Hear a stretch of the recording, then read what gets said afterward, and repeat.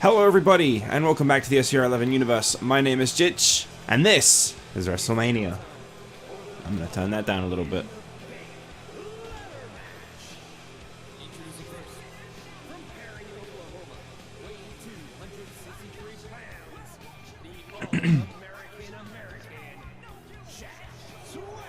What bigger and better way to kick off the first ever WrestleMania than with the one match that left everyone in suspense, everyone wondering who was going to be in it, the Money in the Bank ladder match. And I can officially say, without giving away who all 6 participants are, this match is absolutely stacked with great competitors.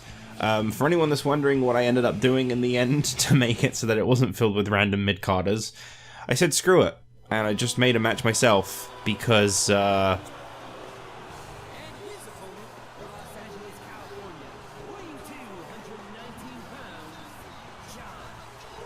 I don't really like the way the game cashes in Money in the Bank anyway. I know it's not the same to kind of like do it myself and stuff, and you know, video editing magic and blah blah blah, but I just really don't like the way the game cashes it in anyway. Because obviously, I don't know if you guys remember, I think in like the earlier games, the cash-in was a prompt that you'd get before a champion competed in a match, and if you pressed yes to cashing in the match would then get skipped. It would literally just be like the post-match cutscene of the champion celebrating and then the Money in the Bank person coming out and cashing in. And I just don't like that, because like, it doesn't even make sense. Why would we skip the main event of a show involving the world champion just to show the cash-in? Like, there is no way around that makes sense. So I just thought, I'll just put together my own Money in the Bank. At least then I can have all the people I want in it, rather than like a random Santino match.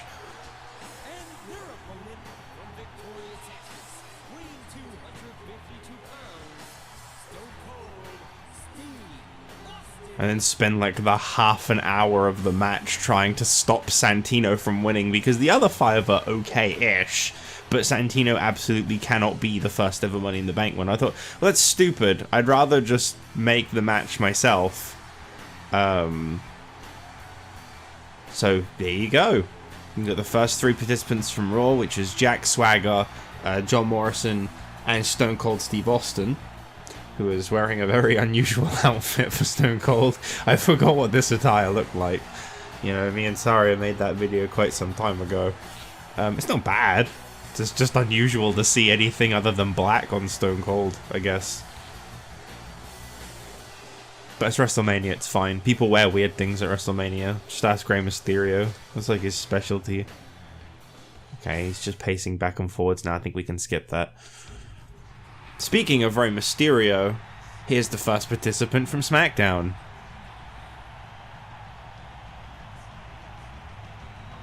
It's Rey Mysterio. In case that wasn't obvious.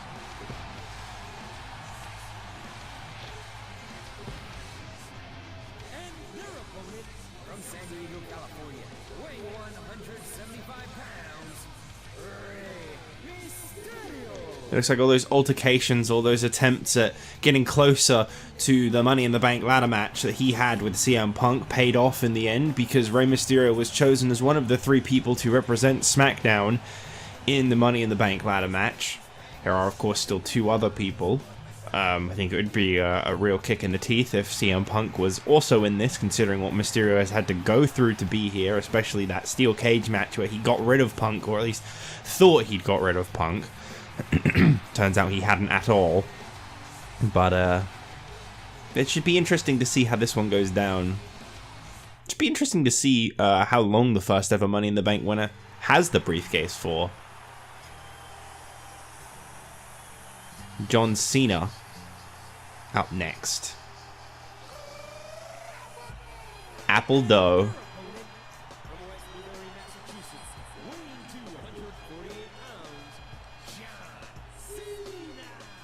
I like genuinely just got really confused why he didn't turn to the camera and start saying that he's feeling lucky and this one's gonna be great.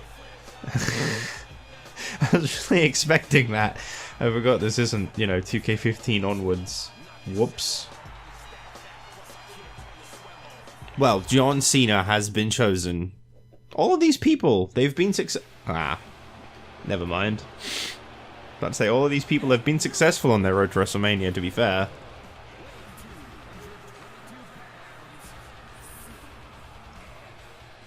CM Punk, the biggest loser in the universe to date. I mean, technically, no, he has one match, as I should really hold what I say a little bit there. But what I mean by that is that CM Punk is the only guy who I believe has 11 or 12 losses to his name. He's got the most losses, more than anybody else at all. It's just that he has actually got some wins in there too. For some reason, he just doesn't seem to be kept away from the main event scene. CM Punk is always kind of looming around the World Championship, no matter how many times he fails. There seems to be a little bit of favoritism. Some people suspect that maybe the SmackDown general manager, Teddy Long, is actually in on it, considering, you know, even when CM Punk lost a match that said he was going to have to leave SmackDown, there was a twist in the contract that managed to keep him on SmackDown. Really makes you wonder what CM Punk has got over the SmackDown management to be able to keep his job as long as he has on SmackDown. For those that don't know, though, we will be transitioning over to Season 2 of the Universe series. That will be WWE 12, obviously. After Extreme Rules next month. There will still be one more month of SVR 11. We've still got just that little bit, because it's Extreme Rules 2010. That arena is in this game, not WWE 12, and I'm basing the games. Some people just don't seem to be listening to this. I am basing the games and how I play them, where the universe starts and ends, on what arenas are in the game. That's now the second or third time I've said that. Maybe now people will actually get what I'm saying. So the Money in the Bank ladder match will actually be one of two that you'll be seeing this year, because Money in the Bank makes its pay-per-view debut in July.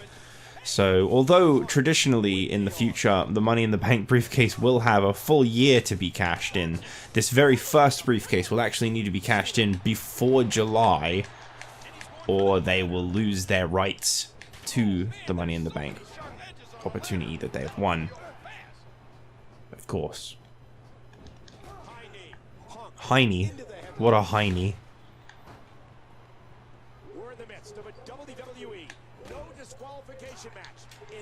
So we got Jack Swagger and Stone Cold and John Morrison from Raw, whilst we've also got Rey Mysterio, CM Punk, and John Cena from SmackDown. We got two Johns, two masked dudes, and then you got the others.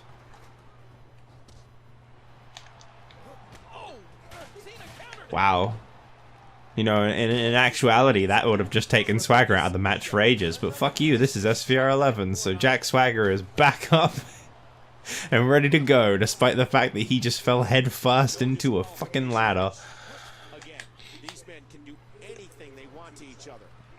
There will be one big difference coming at Money in the Bank, as you all should already know, which is that the Money in the Bank briefcase above the ring will be brand specific. There will be a Raw and a SmackDown Money in the Bank ladder match starting from the Money in the Bank event, because obviously it's called Money in the Bank. Why would it be called that if there's only one ladder match about Money in the Bank? That's just stupid. So there'll be one for each brand. And that should be an interesting one. I mean, the SmackDown roster is going to really need some buffing out after WrestleMania. We're going to need some changes on SmackDown in the draft, because right now SmackDown has lost a hell of a lot of participants on its show in like recent times. I don't like these camera angles because I can't control my character when he's just kind of walking around in the background. The thing about Jack Swagger, big ol' swagger bomb. Got so many matches to come up. I'm sorry if the winning vote for the hardcore champion, that again would have taken John Morrison probably out of the match permanently. Just got swagger bombed onto a ladder, but don't worry, this is SVR 11, so he'll be back up in a minute. He'll be fine. No one gets injured. No one gets hurt. only temporarily. I look forward to when they change momentum speed to, what do they change that to? Match speed or something like that, where like it means that actually they take damage quicker, not just you get a finisher quicker. You know, you don't really need them any quicker than we're already getting them, to be honest.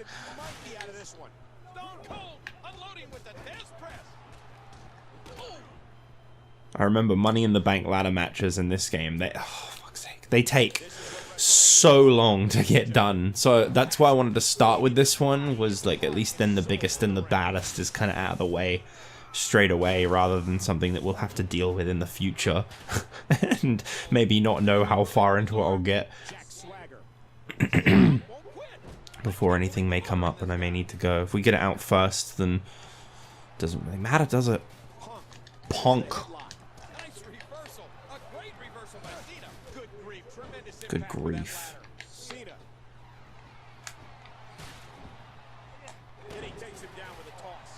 I'm really looking forward to this WrestleMania. I gotta say, in comparison to my first ever WrestleMania I ever did in WWE12, like 7 years ago, I definitely actually like the card to this one.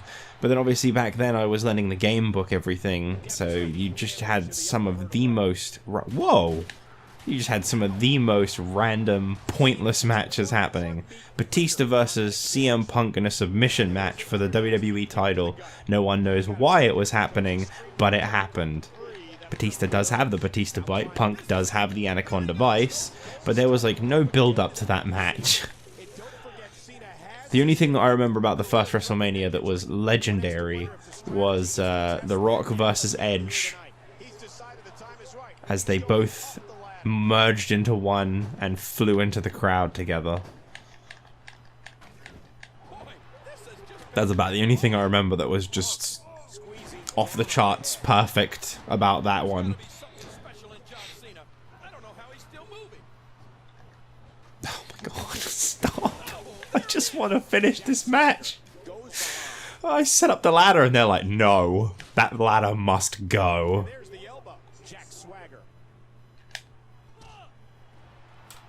I love their obsession with ladders in the earlier games. They'll like go and they'll pick one up and they'll make sure that like as many ladders can be in the ring as physically possible. And you'll set up a ladder in the middle of the ring and they'll be like, no, my ladder goes in the middle of the ring. And they'll start setting up their own and it will slide your ladder off to the side. Swagger. There you go. What? That was perfectly in position. I don't genuinely expect Jack Swagger to win this. I just played as him because, like, if I had one person that I kind of wanted to have win it, it would be Swagger. He's had a really good first year, and I think that Money in the Bank would be a good way to top it up. So if I can win as Swagger, that's great. But if I don't win as Swagger, that's also great, because I made sure that this match was filled with people that I wouldn't mind winning Money in the Bank. John Morrison is definitely the underdog, although CM Punk would statistically be the underdog. He's still a fan favorite, whereas like John Morrison, well, I mean, he's also a fan favorite, but I've got a lot of people telling me to push him on a show he wasn't even on, which was a little strange. But like,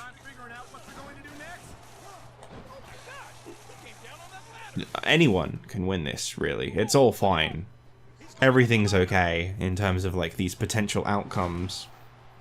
My favorites are Swagger, Punk, or maybe like Mysterio. But I'm okay with anyone winning, really.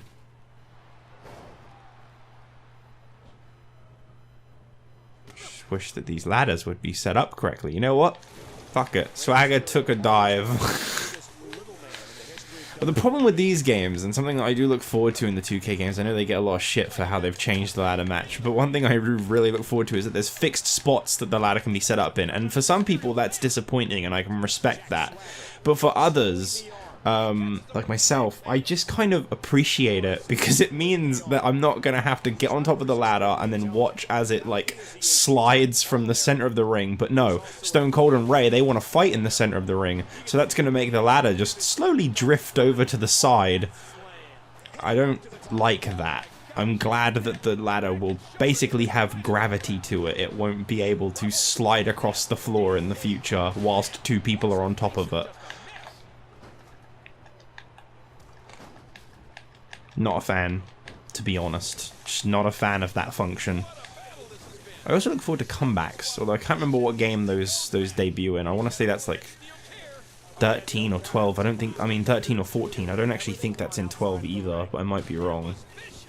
Comebacks are just, they're a good feature.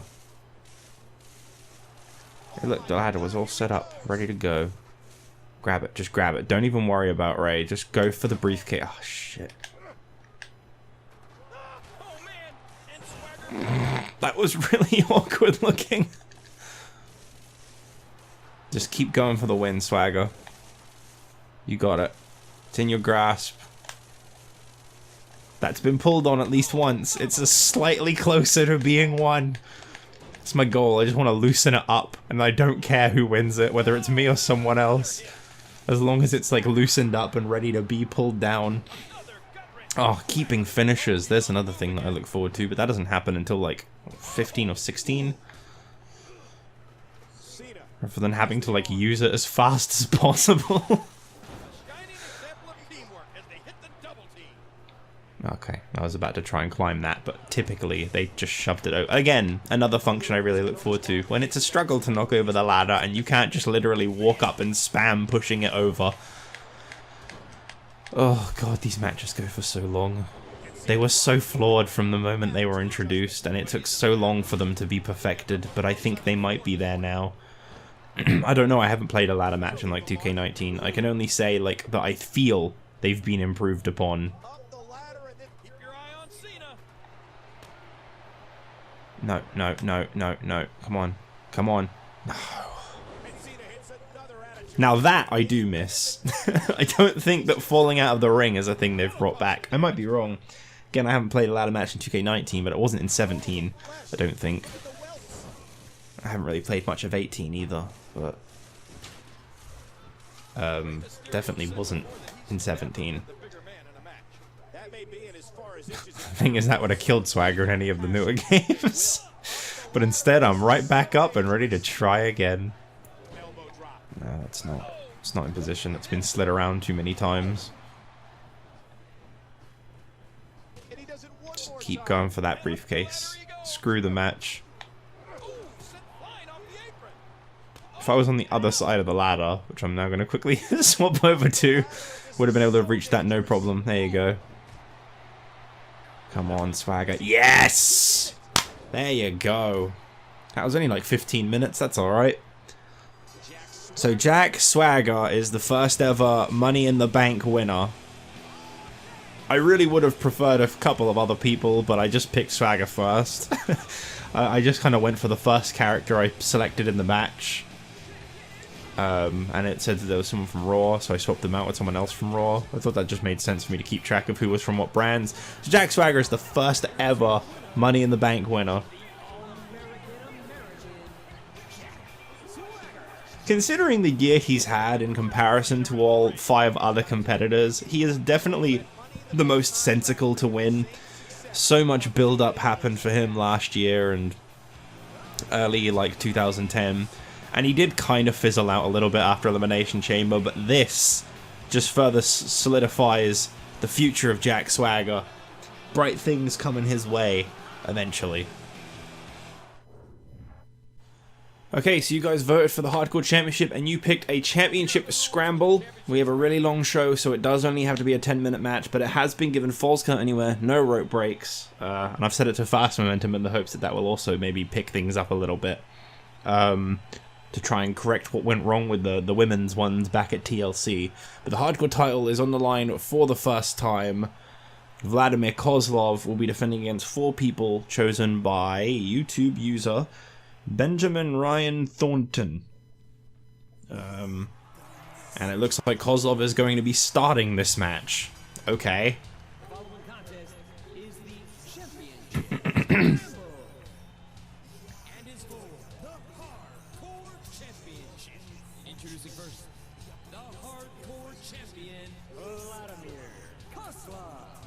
We had a few votes for people like Stone Cold and trying to see who else we had. Vance Archer, but he's been released.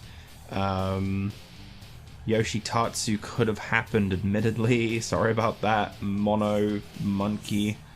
But Stone Cold's on Raw. That's the only reason I didn't take that vote. Stone Cold's on Raw, and this is a SmackDown title. So the winning vote... I have to quickly explain something in a second as to why Goldust's here. The winning vote said that we should do a Falls Count Anywhere Scramble where Ted could get his rematch, as well as Dolph Ziggler, Nemesis, Vladimir, obviously, and Santino. Santino's on Raw, so I've swapped him out for Goldust. I figured, no disrespect to Goldust, but you wanted someone who was a bit lower ranked on Raw by the sounds of it with Santino. Goldust, you know, he's not really gotten much use. The SmackDown roster, as I said before, it's very small at the moment, so there's not really a lot of people to choose from. I admittedly could have gone for Yoshitatsu instead, and I think that would have possibly pleased a few people too, because he is quite popular, but he's just like, he's used every week, and I kind of wanted to like give the chance to someone different, someone a bit lower down on the rank, someone that's not really been given a lot of time to shine. Why not Goldust? So we're starting things off with Vladimir Kozlov versus Goldust. New entrant every 2 minutes. Hardcore Championship on the line. Only one man will win. Vladimir Kozlov's title up for grabs for the first time since being rewarded it 2 days ago at SmackDown. Will it suffer the same fate of the ECW title and see an immediate title change? That is the question.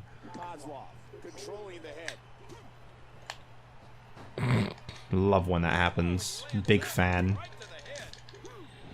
The thing is, Kozlov's a good first hardcore champion. He kind of embodies it in a weird way. I mean, he's not really an extreme fighter from what we know, and in that sense he doesn't. But like, you know, he can be real rough. He can be real strong.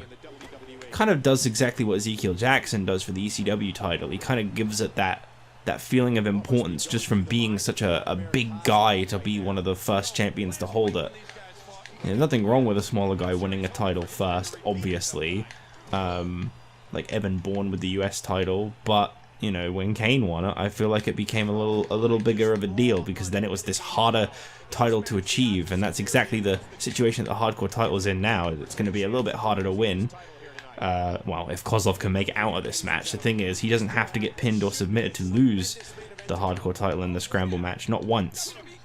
And that's only going to get harder as the time goes on and more people enter the ring for him to be pinned or submitted and lose the hardcore title. But obviously he can always do what Melina and Beth Phoenix benefit from and just run out the clock. That also plays in the favor of Vladimir Kozlov. It's not a very respectable way to keep hold of your championship, but well, at least he's already been given it. At least he's already won it in that SmackDown Battle Royal.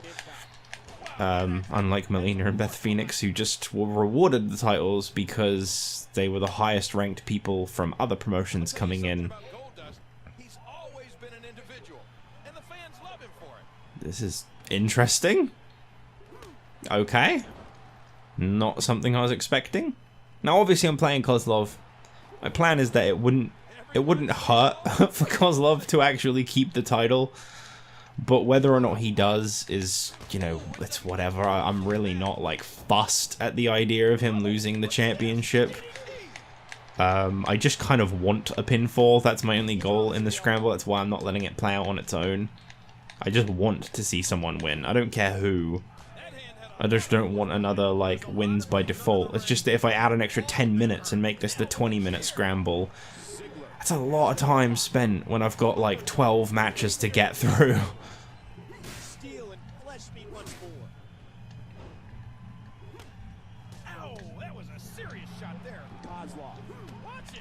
Boy, that headbutt misses a lot.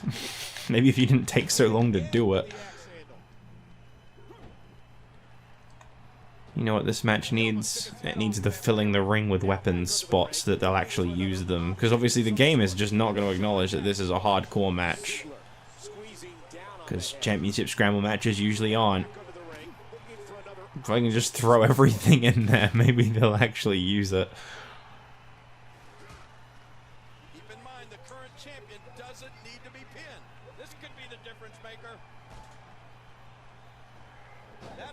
Fill that ring.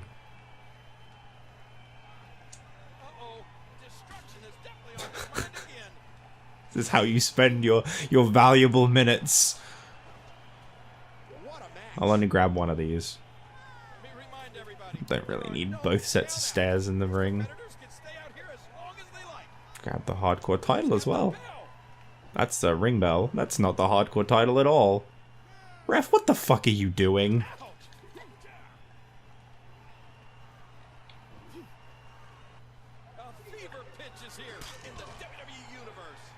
Oh, here comes Nemesis as he enters a very sloppy and slow hardcore championship match. And what an entrance to make! I tried to pin him. Like, it wasn't actually letting me. That's concerning. Oh, I suppose because I'm already the champion, I don't have to actually get a pin. That's kind of lame.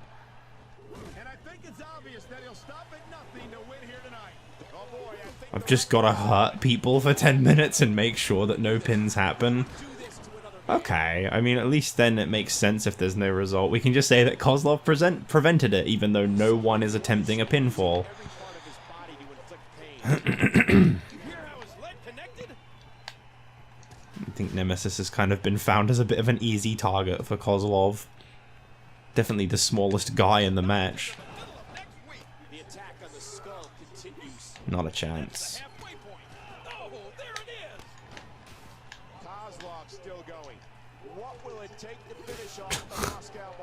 I will make this match hardcore, damn it. I will find a way.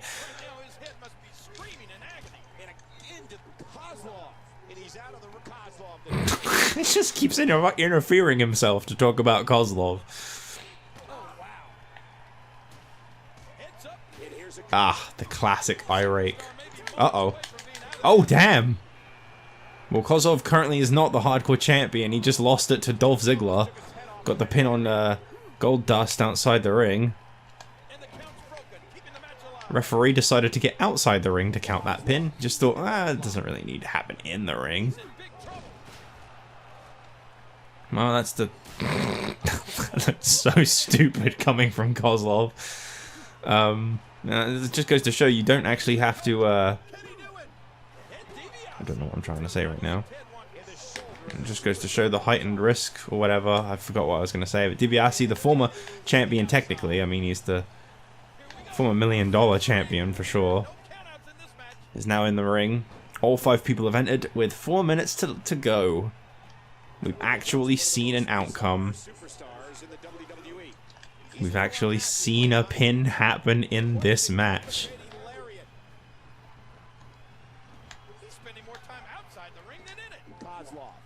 It's like Dolph's strategy of just walking away from the match. That's how you win it. Stay out of the ring. The thing is, it doesn't matter if he gets pinned or not, so that was not the best idea.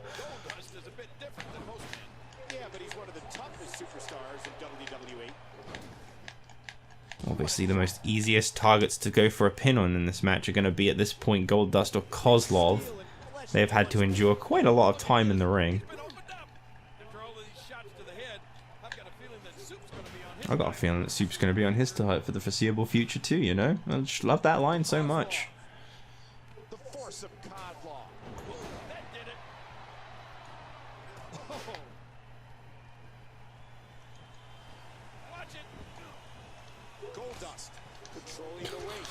Oh my god, the targeting system in this game is awful.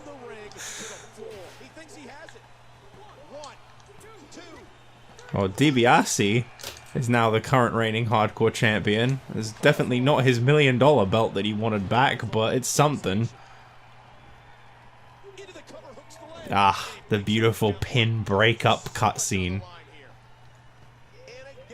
Let's go recover a little bit, shall we? I don't know why, I just had a feeling DiBiase was going to come for me. We've got a couple minutes left, and so far we've seen the title go from Kozlov to Dolph Ziggler to Ted DiBiase. At least we know we're getting a result in this match, I suppose.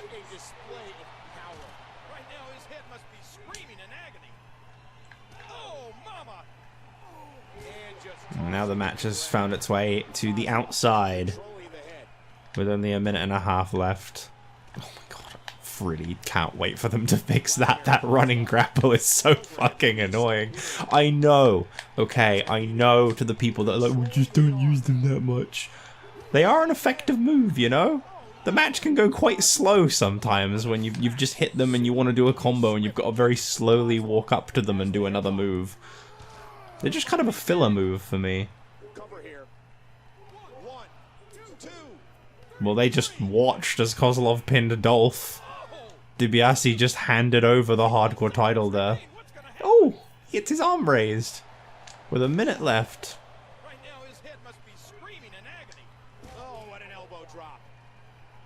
Just wait in the ring, Kozlov. Just wait in the ring. You can do it. You can keep your hardcore title.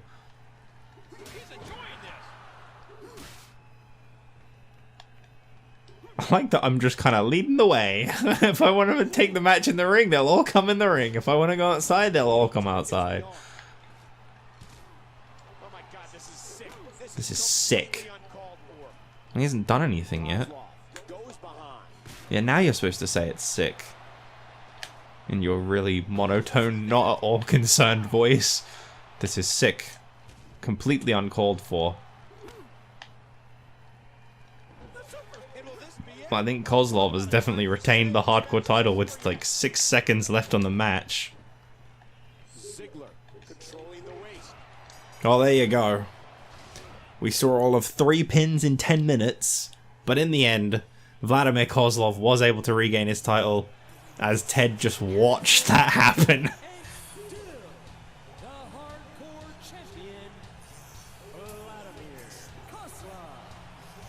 Now, I'm not sure how I'm going to do the hardcore title this time around. I don't think I want to have it defended every single week. But I think what we'll do is, like, you guys vote on WrestleMania. You vote here. And the next time Kozlov is in competition, he'll fight the person that you voted for the title. Like, maybe like every 2 weeks or something. Just to give it like a break. So that we don't just have a shitload of 1 week title reigns. But nonetheless, Vladimir Kozlov is the hardcore champion. You know, 2 week title reigns would be so much better. He is the hardcore champion. He comes out victorious in this one. Yada yada yada. But yeah, I suppose make your votes, and I think this one will be regularly defended on ECW. But as I say, I kind of want to do it every 2 weeks. I think this also, I just don't want Kozlov being in action every single week until he loses the belt.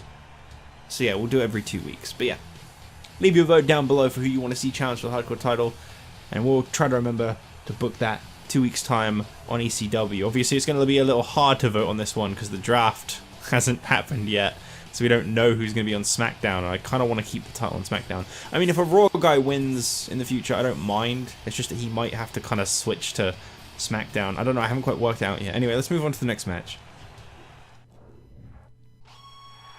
Okay, tag team title match now.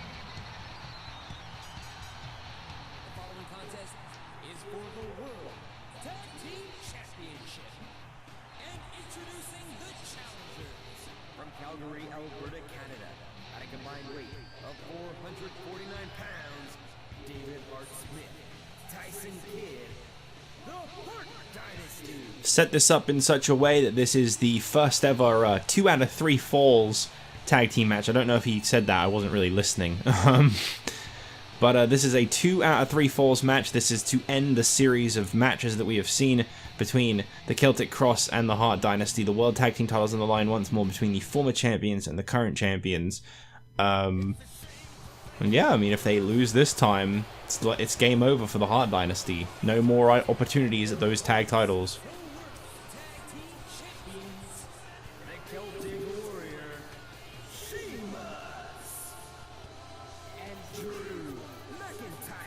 Well, at least they bothered to wear red, I guess. The rest of it doesn't quite match, but at least they bothered to match the red. So Sheamus and Drew McIntyre, the World Tag Team Champions, coming on down with their gold. Set to face off against the Hart Dynasty once again. Opponents that I think they're a little tired of facing at this point, but say 2 out of 3 falls. That means that if the Hart Dynasty do miraculously get that first ever elusive pin over Drew McIntyre, they'll have to get a second one for it to actually be a title change. In terms of like wiki win-loss ranks and stuff, this technically speaking, if Drew McIntyre loses this, if he takes the pin, but the Celtic Cross still win, they still get the second win, that's still a undefeated in that sense. His win-loss record will still show like 7-0 or whatever it is that he'd be, because obviously the only match ruling that is counted when it comes to that kind of thing is the final result, not the pins that happen amongst it. You know, it's for example, Ted DiBiase and Dolph Ziggler will not have randomly gained a win in the win-loss column for pinning someone in the championship scramble, because that wasn't actually a win. That wasn't the end of the match. It's only the one who is the decisive winner of the match that gains a win-loss point. Just in case anyone was ever curious about that on like the wiki. Like, you know, if you look over it so frequently that you see that, like, the Hart Dynasty got, like, you know, 2 pins, they won, and the Celtic Cross got 1 pin, and you're like, well, why haven't the Hart Dynasty been given 2 points? Why has they only gone up by 1? That would be why. It's because I'm only counting the final result when I do those stats. It's how many matches they've won, not how many pinfalls they've gotten.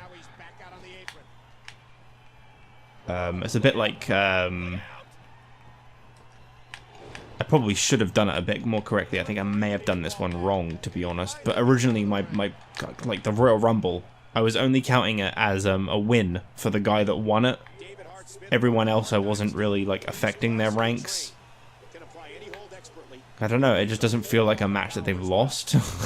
But realistically, I suppose I should probably go back over and give everyone that competed in the Rumble a loss for being thrown out, which would technically then mean that McIntyre has lost a match. But, hey, what can you do? Yeah, originally, the reason why I gave in and changed the Money in the Bank ladder match the way I did is because the game was determined to tell me that David Hart Smith or Tyson Kidd were competing in the Money in the Bank ladder match, or Drew McIntyre. Never Sheamus, though. Because it only ever books the bottom-ranked people in the singles competition ranks. So it was determined to make sure that everyone except for Sheamus, because he's like a top contender for the US title, I think, were in the match. And that was one of the things that made me just be like, I don't care anymore, I'm just changing the match. It's because, like, I don't want I don't want the Hart Dynasty competing in Money in the Bank. I'd have to make sure they don't win, because why would Tyson Kidd, no disrespect to the guy, but why would a tag wrestler like Tyson Kidd, who's clearly not involved in singles competition, be given a guaranteed world title shot anytime soon? Yeah, it'd be unexpected, but unexpected isn't always a good thing.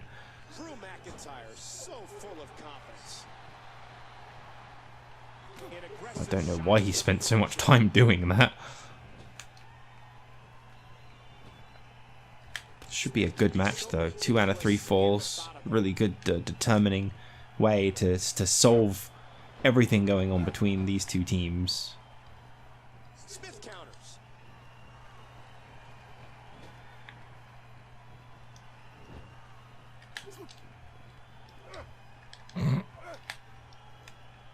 Just a bunch of pointless back and forth there. I think mostly everyone on the rosters managed to make it to WrestleMania. You know, we don't have Cody Rhodes, we don't have Yoshitatsu, Ricky Steamboat, and there's obviously a few you could list. The Rock, for one, hasn't actually made it to WrestleMania. For the most part, I think a large majority of the rosters ended up getting used. I mean, the SmackDown Women's Division, barring Michelle McCool and Beth Phoenix, kind of got a bit shafted. The Raw Women's Division, every single competitor will be in the Divas Championship match, which I think will be next, to be honest. I do kind of, admittedly, for anyone that's ever been curious, I do kind of like play the matches just at random. Like I have like a fixed plan for like what closes the show, and what's going to come close to the main events, like what's going to be like a big feel matchup that's going to be like way later on. And obviously I have in my mind like what's going to be like the openers and stuff. But kind of like that middle bit, that just goes like as I see fit. I just kind of go down like the match card in my head and go, well, which one fits in here? I think the Divas Championship is kind of like more of a show opener match than it is, or like a middle show match, than it's going to be like a high on the card match. because it's kind of just a randomly announced match. It's a bit like the Women's Championship match, you know. I'm not trying to shaft the women's division by any means, but like, they aren't really going to be high up because there's been no build. I mean, admittedly, Beth Phoenix versus Michelle McCool, that should go a little higher up because there has been at least some build in the sense that, I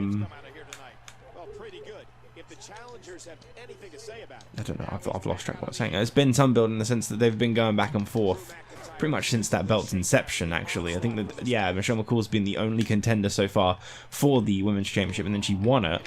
And now, obviously, Phoenix is fighting in a rematch. So that one should go higher simply because of the history involved with that one. Whereas, like, the Divas Championship is literally just every woman on the roster is getting a shot.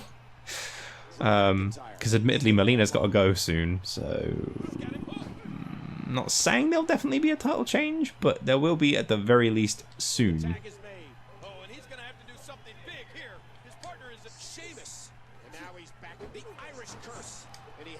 Little dick backbreaker. Here we go. What goes up must come down for David Hart Smith. The High Cross could have just scored the Celtic Cross their first win, and it did. Tyson Kidd was just not there in time. Oh, fuck's sake. Wanted to go for Tyson Kidd there. I kind of wanted Sheamus to be like this relentless monster. The hell is Kidd doing? Oh, for a minute there, I thought he was forfeiting the match for them. WrestleMania would be a good time to turn on your tag partner, I guess.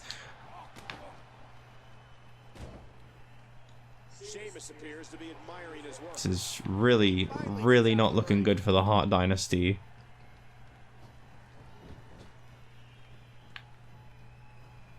Already suffered their first fall. A 2-0 loss would be really, really rough for these two. David Hart is another one whose contract is coming up soon, for lack of a better term. I imagine he's kind of putting a lot of weight on this match, and whether it will determine whether or not the Hart Dynasty are still a thing. Tyson Kidd has decided to stay for another year. But David Hart Smith, I think, is kind of... he's having some doubts about his career right now, and he really wants to do something about it. Well, here you go, Tyson Kidd coming in. Gets one big strike off on McIntyre. He's got Sheamus there. Yeah, looking good. Oh, he's doing the twizzle. Everybody likes a good twizzle. Oh, there you go. That's not quite a finishing move, but whatever. This is a grueling championship match. Nobody wants to lose this opportunity. And of course, McIntyre was right in the corner of the Celtic Cross, so he was able to quickly make the tag there. I'm not really sure what Tyson Kidd was thinking of doing. Uh-oh. Well, this ain't good. This is not good for the Hart Dynasty. 2-0. Tough loss. Ouch. Really thought that they were having a bit of a comeback there. But it was just not meant to be for the Hart Dynasty.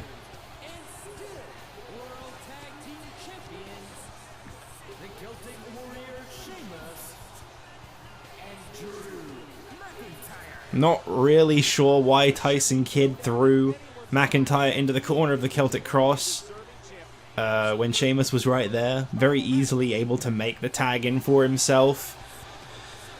Full of momentum. And just like that, the Celtic Cross are still the tag team champions.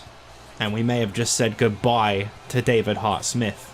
Wasn't even involved in the result of the match. That's gotta sting. Okay, well, as previously mentioned, this is now going to be the Women's Divas Championship Battle Royal, which has had a little bit of a change to it.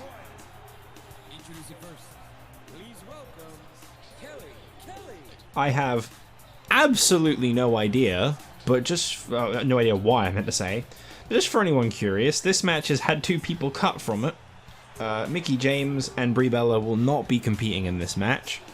The reason for this being... get a load of this. You can't do a 6-woman battle royal. I don't know why. The option was blacked out. You can only do 4. So, Brie Bella recently having lost a match, not in the match. Mickie James having not had the best track record and leaving soon, not in the match. Kelly recently lost a match to Alicia Fox, but for some reason she gets in. I just don't like Brie Bella, I guess. I can't give another reason. So it'll be Kelly, Alicia Fox, Natalya, and of course the Divas champion Melina competing in this 4-way match for the Divas Championship. We'll let you guys in on a little secret. I'm not playing this one. I actually don't really know what's going to happen. I don't mind Melina holding on to it. There is still Extreme Rules all the way up until to drop the title. So if she wins, it doesn't matter. I've always been open to the idea of like the Hart Dynasty winning the tag titles back or anything like that. Obviously, I'm going to try and make sure that the Celtic Cross retain. But I don't want it to just be that everyone suddenly drops the titles and disappears. So, like, you know, if Melina drops it, yeah, I'll probably take her off the roster. It's the perfect sensical way to go. She wasn't happy with the finish. She didn't want to drop the title, but she did. So, she's now quit. Obviously, it's one going forward David Hart Smith, if it wasn't obvious. Is that he's now done. Tyson Kidd's solo and everything. So, yeah, I mean, if this turns out however, really, I'm not too fussed. There's plenty of time. 4 weeks still.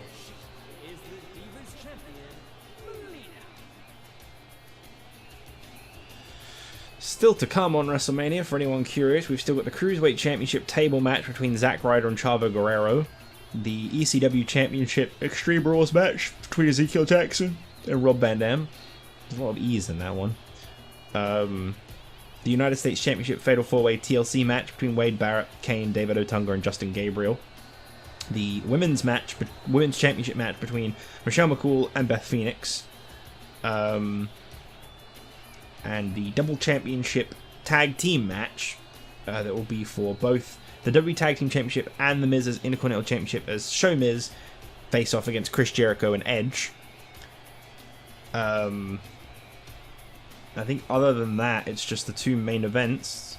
For those that maybe don't know, maybe this is the first episode you've watched, that is a 4-way elimination match for the WWE Championship between Shawn Michaels, Christian, Triple H, and Batista, and what has been decided as the main event of the night, the World Heavyweight Championship Hell in a Cell for the title. I literally just said the World Heavyweight Championship. And that'll be The Undertaker going one-on-one with Randy Orton in a match that has yet to have actually ever happened one-on-one, hence why I think that is main event worthy. They've not actually fought each other one-on-one for the title with a decisive result yet. Not once. So we'll see how that goes. But for now, we've got to focus on the Divas Championship, which could very well just remain on Melina. She's done okay at holding on to that belt for all these months. Since December, when the women were introduced to the series at TLC.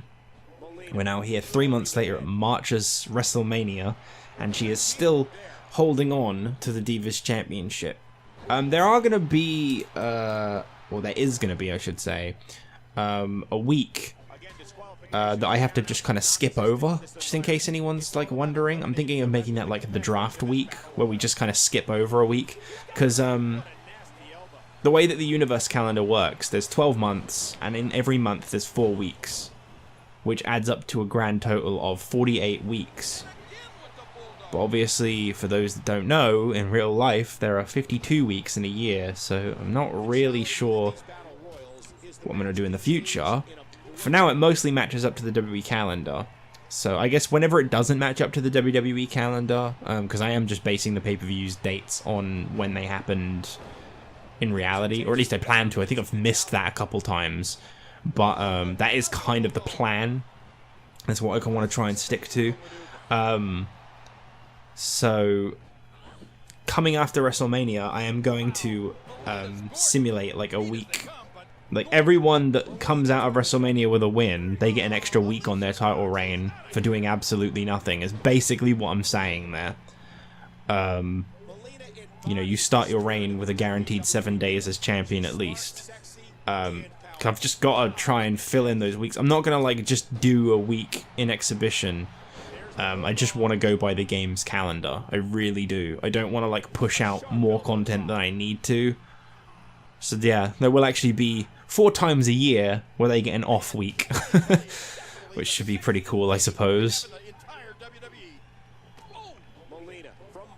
I might change that in the future. It's just obviously we're all the way in 2011 at the moment. I want to at least... I know it's like damn near impossible to do, but I want to try and catch up. I want to try and get to like current day. I know that obviously we're not in 2011, we're 2010. Sorry, we're playing 2011. We've got a long way to go, and it's not entirely likely that that's going to even happen. But on the chance that it does, yeah, I don't want to rule out that possibility. So, as it currently stands, my plans are that we'll skip over those weeks. But obviously, as we get closer, you know, if we actually reach like 2K22. Okay, I thought Kelly was going to get eliminated. If we reach like, you know, 2K22 or 23 or some shit like that, and I've actually managed to somehow get through about 10 years worth of stuff in like those 2 or 3 years. I'm not at all saying that's going to happen. I'm saying if it somehow happens and I can actually manage to catch up, then, you know, that'd be great. And I'll actually do like all 52 weeks in a year instead. I just want to try and catch up as best as I can, rather than force out more content for the sake of it.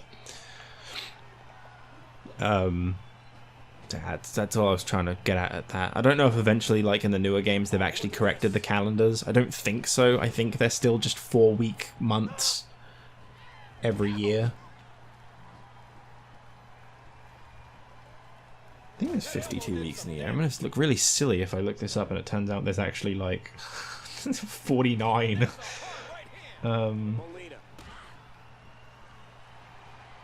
see, what do I Google search for this? Oh, how many weeks in a year, I guess. Yeah. Yeah, 52.143 weeks in a year. But at least in some of these earlier games, I don't know about the newer ones, it's just 4 weeks every month, no matter what the month is, so... that's just how I'm going to balance that out. Just felt like explaining that, in case you're wondering why someone has randomly gotten an extra week on their title reign when they didn't do anything that week. That's why. Or in case the dates on the wiki like don't add up and you're like, hang on, I don't understand that. I'm just going to try and make it keep up with the actual WWE pay-per-view calendar. Because obviously it's already been, so it's really easy to do. I can guarantee what every pay-per-view is going to be for the upcoming year, because it's already been... Oh, this would be interesting. Melina could actually be eliminated. Of course she won't be. She'll probably end up retaining.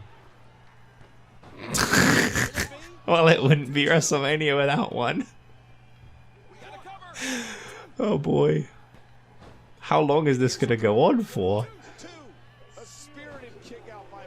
I like in, like, 13, I think it is, where those actually generally end matches. They're not just pointless roll-up battles, they actually lead to a result. What's Natalya doing? Okay. Why does he keep saying redheads? There's no redheads in this match.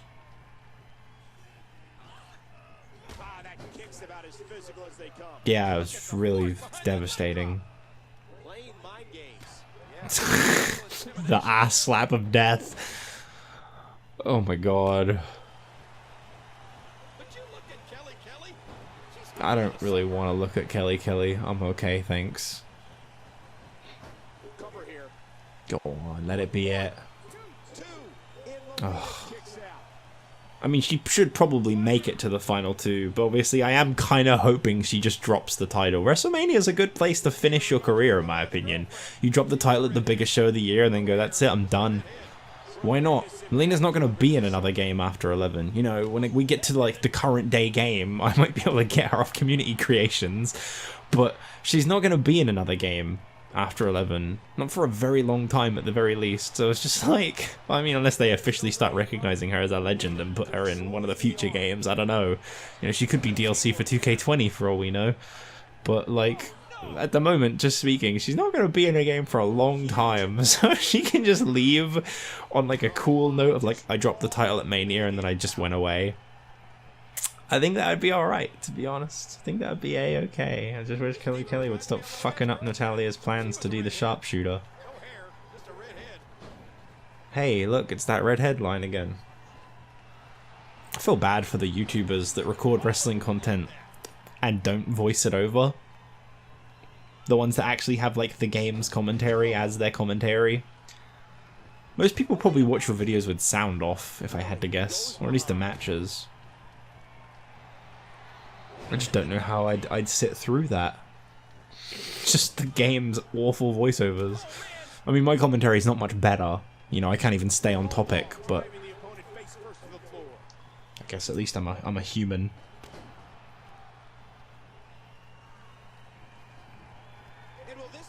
Oh, I really hope it will.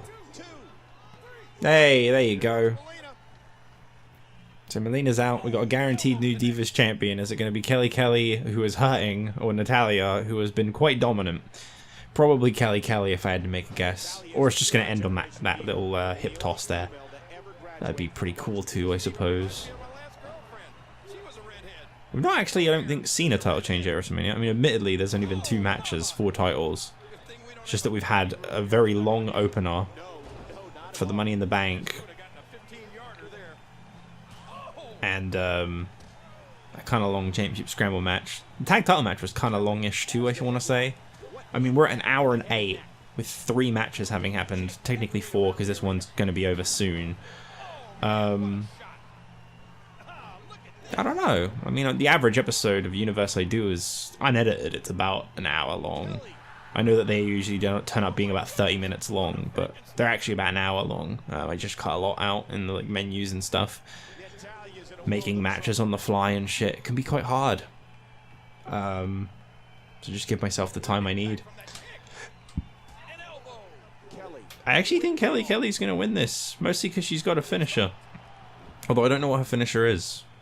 She doesn't seem to be using it, and she's just lost it, actually. Is that, like, literally her only taunt? Imagine being like, yeah, I made it into a game, and the only motion I do that isn't wrestling is the most over-exaggerated ass slap I've ever seen. Looks like something straight out of The Sims. Oh my god, I'm so bored.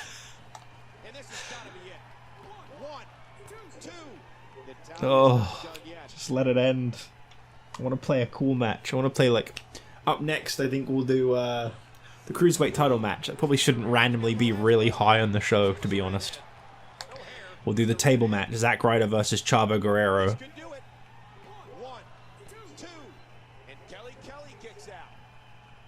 She sure does. Once again.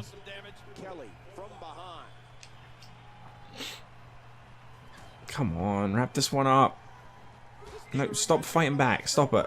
Just let Natalya win. She should be the Divas champion. She pinned Melina. She got the champion out.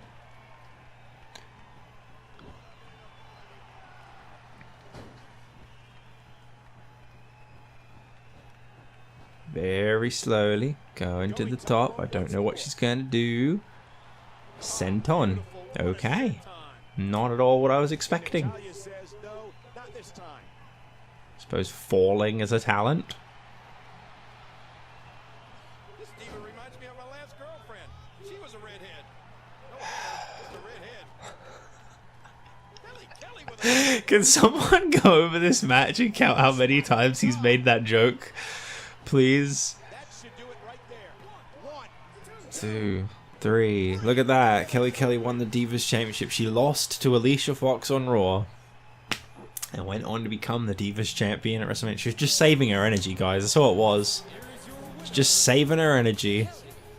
Waiting for when it counted the most. Melina's quit, by the way. She said she walked up. She said she's done. No more Melina. She'll be gone for 10 years, something like that. Enjoy. Fucking hell. Glad this one's over with. Alright, we are back at WrestleMania with a table match for the Cruiserweight title.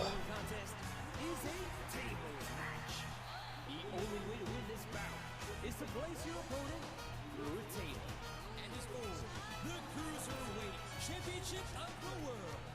And introducing the challenger from El Paso, Texas, weighing 215 pounds, Chavo Guerrero.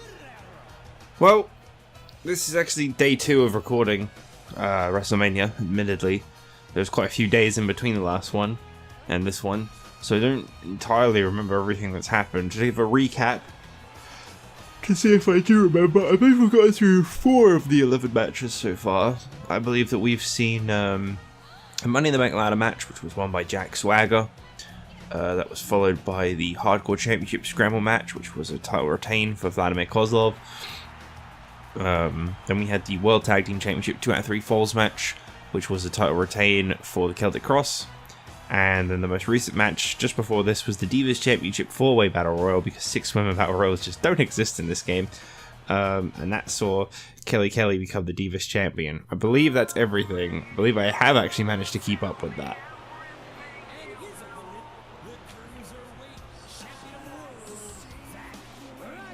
There's one of the most hated guys to come down to the ring at WrestleMania. I don't know what it is about Zack Ryder, but he has just really managed to elicit a very negative response from any crowd since becoming Cruiserweight Champion, since making a name for himself. People just do not like Zack Ryder.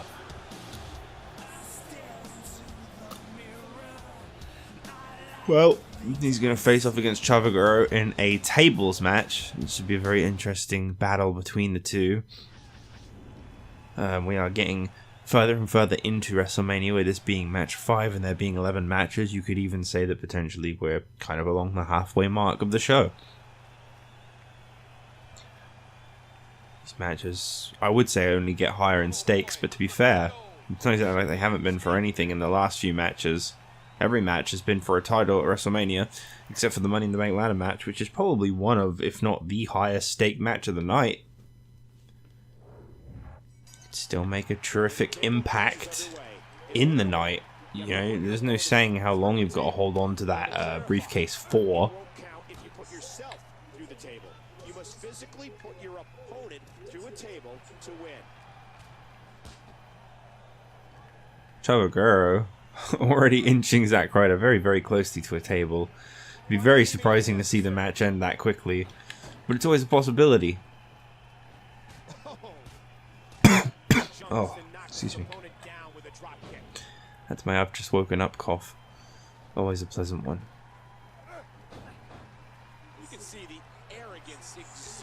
I'll say Zack Ryder, I mean, admittedly we've only ever had 2 Cruiserweight champions, so I can't say he's been a successful Cruiserweight champion. We don't really know what the lineage for that title is going to be just yet, but I will say that he's been impressive. Ever since his debut,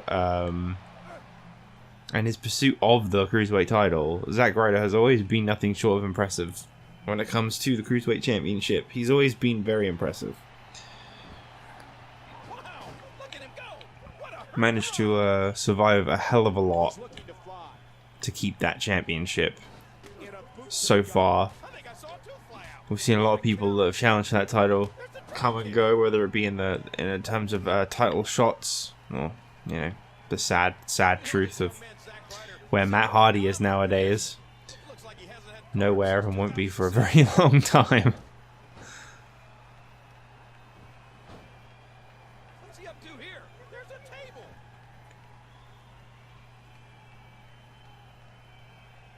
Oh, it's amazing. In between the days in which I've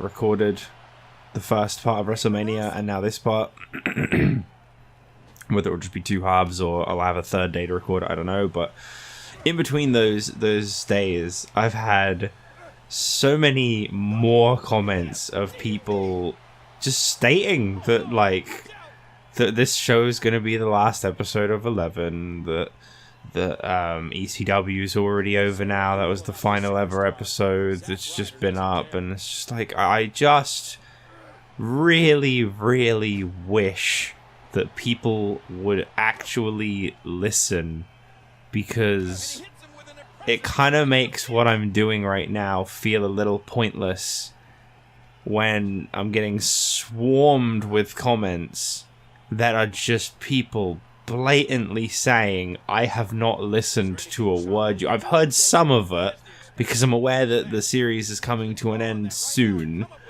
but I just turned off my listening ability after that. Everything you said about when it was ending, what shows it was ending on, how you were planning out the calendars, when ECW was going to finish, I just tuned out, stopped listening, don't care.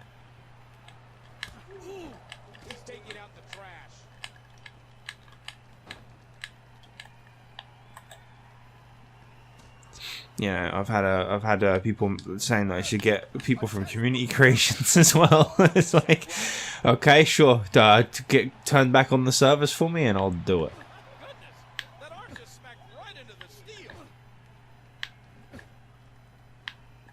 Didn't even know you could do that, to be honest.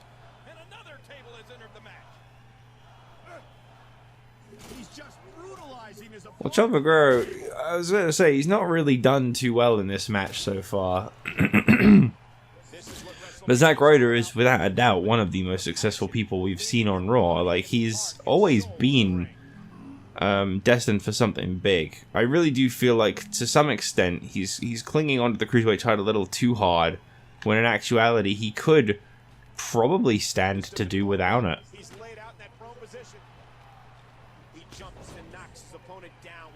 He could probably move on just fine. I think Zack Ryder could easily pursue the US Championship. I didn't think he could back when he first dropped the title, because the US Championship was being held by Kane. And I just don't think Zack Ryder can beat Kane. But now, I don't really think there's anything stopping him, to be honest. The game plan now clear as day. Target and destroy the back. Moving on pure instinct now. Oh. Excuse me.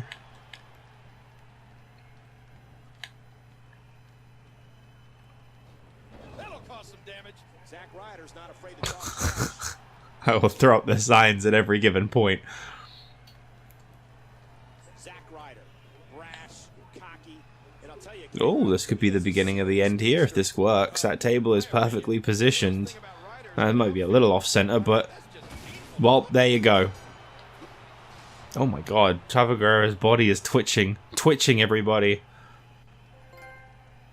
Well, it's a harsh reality. Thank you for the trophy, by the way. I didn't even realize there was one.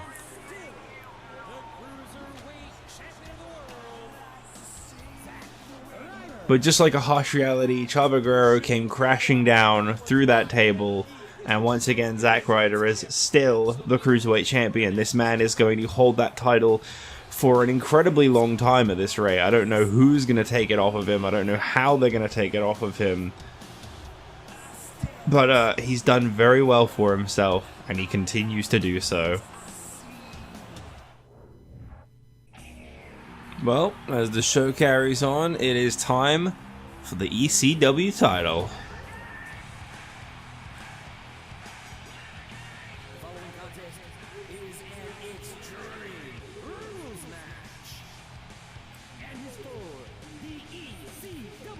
Championship. And introducing the challenger from Battle Creek, Michigan, weighing 235 pounds, The championship introduced with the sole purpose of building people up, making them have something to strive for to begin their careers. Well, needless to say, that would be pretty big for Rob Van Dam. Another one of the collect few that could be leaving should he not win the ECW Championship, as his time is almost up. There's still a month left, so if he does win, then that's fine. and his opponent, the ECW champion, Ezekiel Jackson. Ezekiel Jackson makes that title look small, and that's definitely not just because SVR 11 made the titles look small. No, sir. A big, scary guy with a big silver belt. Been very successful so far. But the one thing Ezekiel Jackson has not done, other than beat Rob Van Dam, he failed at that, and that's what led to this match. But one of the things Ezekiel Jackson has not done so far, that no one has done so far, is successfully defend the ECW Championship. No one has managed to keep a grip of that title. Everyone defends it and fails on the first go. That's where the pressure is on for Ezekiel Jackson. Because at the moment, that title, unfortunately, when it comes to its prestigious lineage, it just doesn't have one yet, I'm afraid.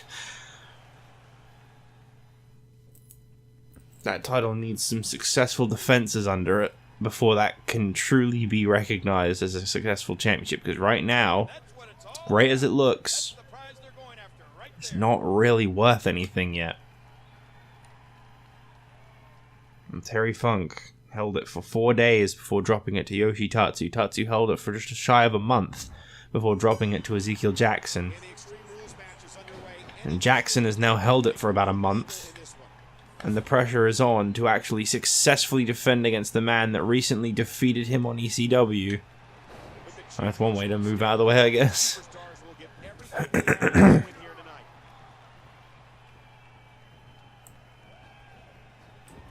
This is our 6th match of the show. We are now past the halfway point. Still to come, we've got the Women's Championship match up next, which will see Beth Phoenix, the former champion, face off against Michelle McCool, who took the championship from her Elimination Chamber with a little help from Layla. No guarantee on if Layla will or will not be involved in this matchup, but she's probably going to be there, let's be honest. We've also got the United States Championship 4-way TLC match still to come. I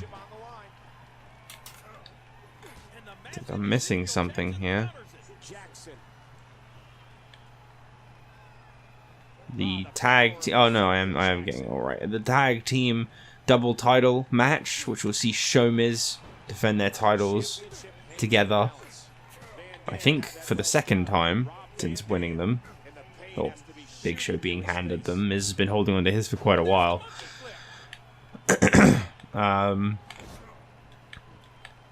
Match for if Chris Jericho and Edge win. Jericho will also become the Intercontinental Champion as well, which will mark the first time that The Miz has dropped the Intercontinental Championship since its inception. He has been an extremely successful Intercontinental Champion, to say the least. That is the longest reign so far within this series. No one has held on to their title from the very beginning except for The Miz.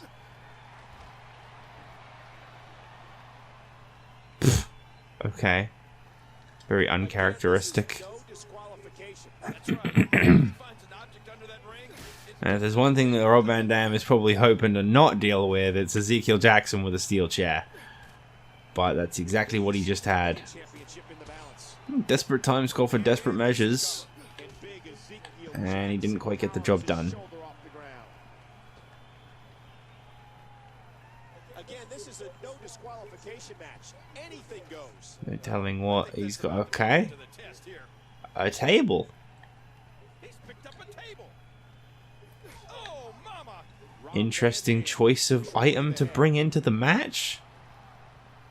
The force, my God. What should Rob Van Dam be looking to do now, King? Look, this is one superstar who knows what he's doing. I'll tell you what, Ezekiel Jackson has not met an opponent that has been able to ground him quite as well as Rob Van Dam. I think he had a pretty competitive match with Vance Archer, if I remember right, but going toe-to-toe with Rob Van Dam has proved to be quite the troubling task for Ezekiel Jackson. Look at this. He's caning the hell out of his opponent. Oh. Rob Van Dam squeezing down on the head. Be pleased to know that Ezekiel Jackson has has signed a 1-year extension on his contract. He will be around for the coming year. And a 6-time Intercontinental Champion.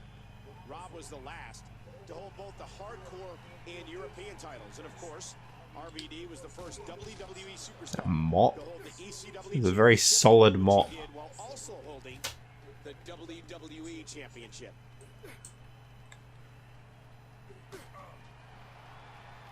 And the assault continues on the injured torso. Well, this match has been marked false count anywhere, so Jackson could realistically beat Rob Van Dam on the outside right now. But Van Dam still has a lot of fight in him, so no, he can't. Everything in their playbook. There's more in their arsenal. I promise you that. I don't know what it is, but they'll find it. Whoa, what a counter by Rob Van Dam. What a counter indeed. Right into that wall. Oh, what a roundhouse. Wow, this has been an extremely competitive one, I must admit. I was expecting one of the two to make quite quick work of this match. Someone's world heavyweight title has found its way into the ring, and let's hope that's not the last time that Rob Van Dam is holding the big gold belt, if you know what I'm saying. Under the rules of a no disqualification match, the referee is powerless Okay, to stop this one. well, Van Dam is taking a bit of a breather. He's got a crutch in his hands. Just absolutely laying into Jackson with weapon after weapon after weapon. You give Rob Van Dam an Extreme Rules match, apparently he makes the most of it. Who would have known? Oh, very, very close.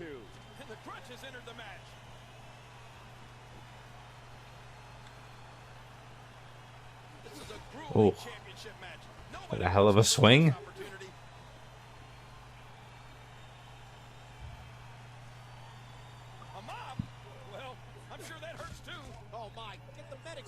Everything hurts, dummy. It's just a good thing that he's not actually hitting him with that crutch. Oh. Tell you what, this is really looking like Van Dam's match right now. Ezekiel Jackson is in a very, very tough space. He can win this. That would be quite impressive.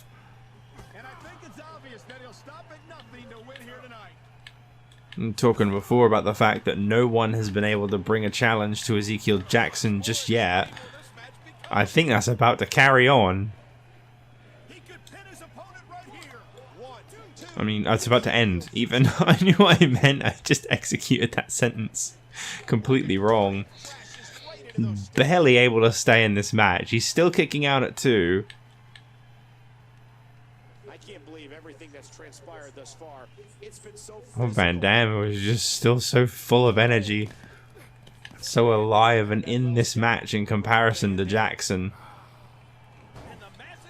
who is now trying to take it to his comfort zone inside the ring. He's obviously felt a little bit threatened by Van Dam in his obvious comfortable surroundings outside the ring. Clearly adaptive to an Extreme Rules match. No need to say any more than that.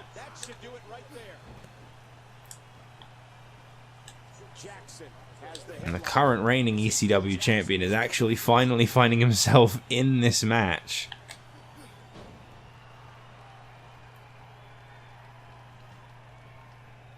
What a battle this has been.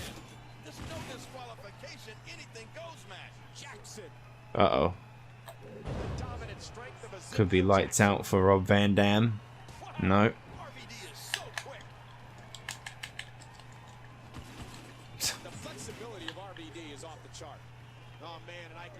Oh, I'll give you some splints. DDT attempt, which is not his finisher, but you know, that's what he went for. I think Jackson might just have to accept that he's finished.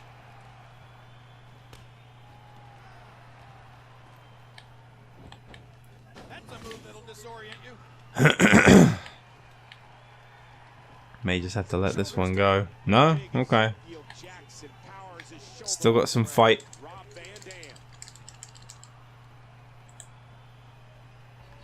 So does Van Dam.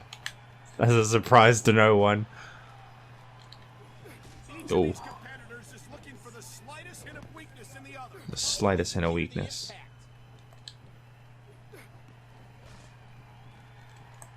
What? I pressed square.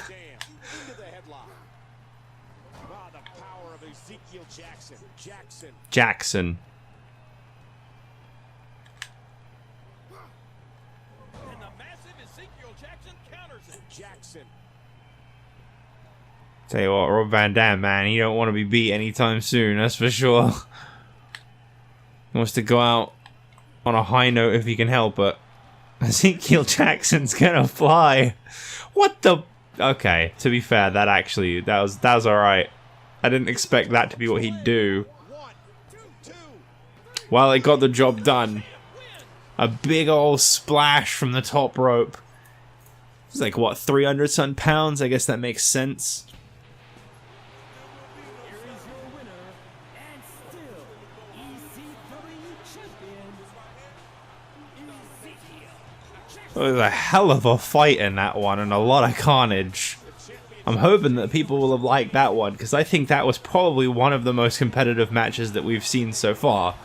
Really wasn't expecting so much of a fight out of Rob Van Dam.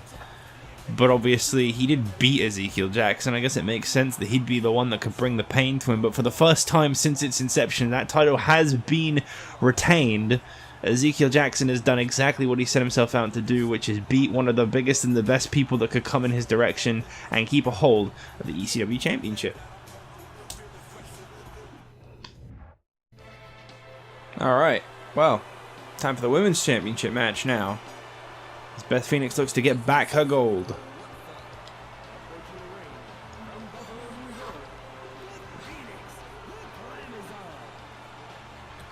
I still think it should be the Glamazon Beth Phoenix, not Beth Phoenix the Glamazon. That just sounds like it's out of order. That just sounds incorrect. Well, anyway, Beth Phoenix, the former women's champion, the first ever women's champion, held the title from December through to February, where she lost it at Elimination Chamber to Michelle McCool, who is obviously currently the champion. I didn't know why that needed saying.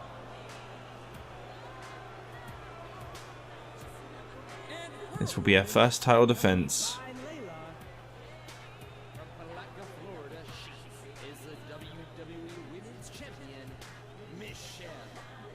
She's got that Sheamus thing where the belt's like really high up. Like, why is she wearing it on like just the middle of her torso? Or her waist, even. She's not wearing it like, you know, kind of like around the hips like most people would.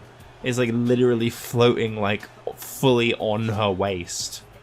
Don't know why I said her torso. That'd be a lot higher up than that. I don't think that would look any more right though. Or wrong. Actually, that would probably look a lot more wrong thinking on it. That's close. It's just a little too high, but that's because the belts are so small. I think they fixed that in 12 or 13, one of the two. I know that they definitely fixed it at some point, obviously. I think it's 12 though. I think I remember back when Nova played wrestling, I think he was always going on about how small the belts were in 11. Saying that that was finally improved in 12.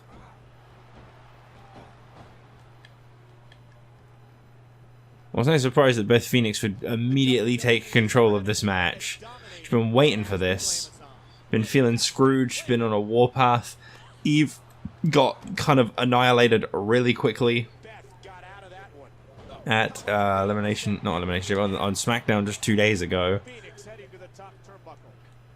I'll tell you what though, Beth Phoenix is getting a little too carried away.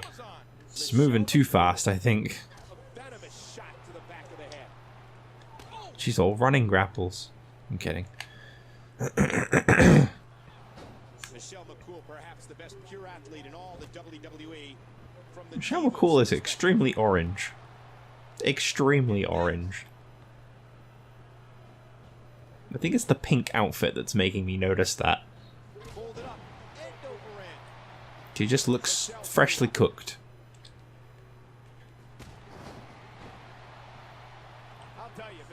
McCool is saying this one's over. A dropkick from the top and that's it. I've already kept the women's title. Tell you what, I think Beth Phoenix would have to take a little break if she was to lose that quickly.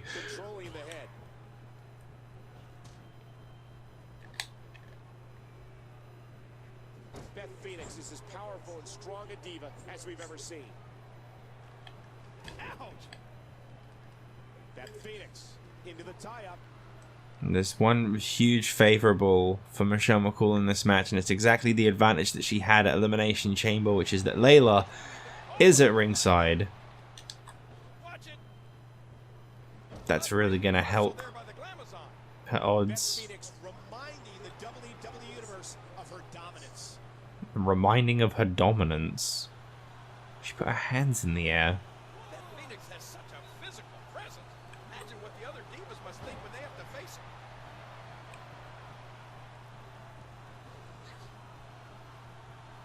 What a knife-edge chop. Beth Phoenix. I will say, I hope that in 12 the women's division is a little differently handled.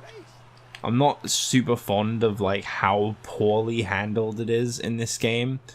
You know, I never wanted to like get super involved with it because it was kind of like I'm putting them in for the viewers kind of thing. I'm not really a big fan of the divisions in these games, and I know a lot of people weren't either, but they did want women's divisions eventually. So I just kind of went, okay, we'll at least get some history for them rather than just randomly starting them later on. So I am just kind of letting the game, for the most part, take control of these guys and what they do. But I do hope that it changes a little bit in the future. You know, because, like, case in point, not to play favorites or anything, but Tiny Shiny, man, she's been on the roster since the beginning of the women, back in December. And she's had one match, and she won that one match, and she's just not been booked once since. Gotta fix this stuff.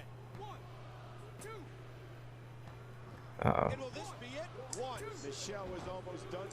That would have been a very quick and sudden way to have lost a title. Could have happened, though. We have seen titles go right back to their original holders before. Just look at Zack Ryder.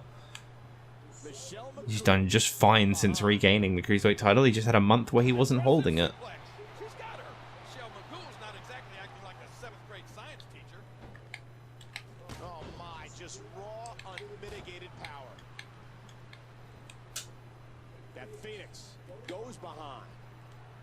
I like the stage for WrestleMania. I don't know why they like get rid of it when they're making their entrance and just have like flashy, yellowy, orangey bits. Because they don't have the full Minitrons in this game, so I'm not sure what's up with that.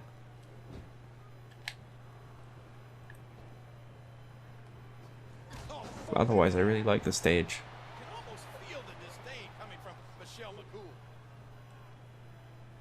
Kind of one of the reasons I wanted to go back to as early as possible is because I really like the arenas that they don't use later on, because everything just looks the same all the time.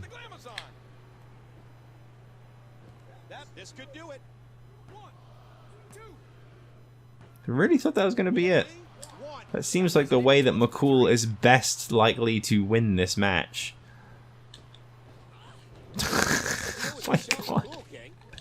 Running moves just don't quite connect properly in this game, I've learned.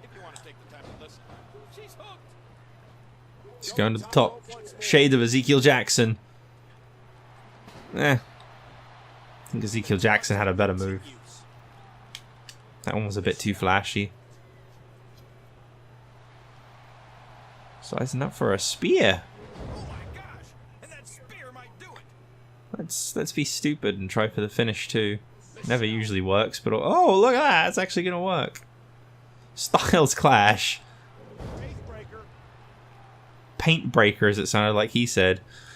I think Michelle McCool just got a clean victory over Beth Phoenix. She sure did. No cheating required. I mean, admittedly, at one point she kind of stepped out of the ring for a little while and did nothing. It's about the closest thing to cheating, though.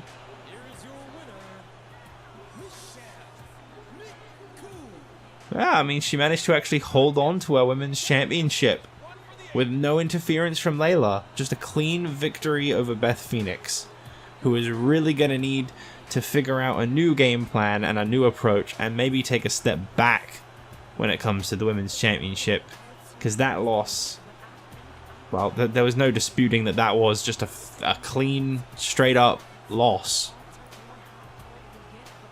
Well, there's that pose again. Well, it was about a month ago that this all started, but it finally comes to an end in this one.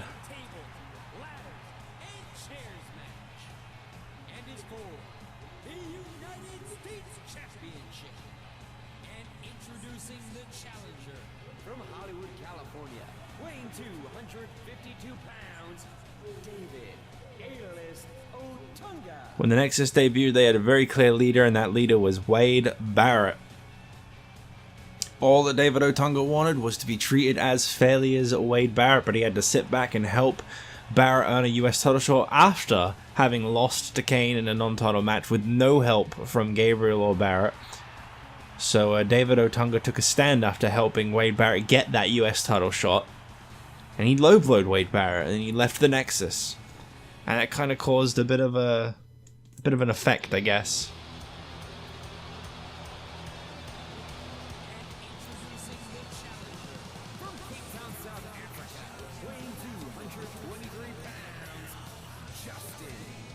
I was running out of generic songs to give him, so considering SmackDown doesn't have an opening theme, I thought this could just be Gabriel's theme for the next month. Why not? Justin Gabriel was then the next to defect from Wade Barrett, which literally only happened this Monday on Raw. We've seen for the last 3 weeks, Justin Gabriel has run in from the crowd, he has cheap shot people, and he has gotten very quick victories. And we were expecting him to just kind of lay down for Wade Barrett. I think Barrett was expecting him to kind of lay down, but as his music hit, as we were waiting for him to come out, he attacked Barrett from behind too, and he tried to get a quick victory over Barrett, which didn't quite work out, but I mean, that was the goal.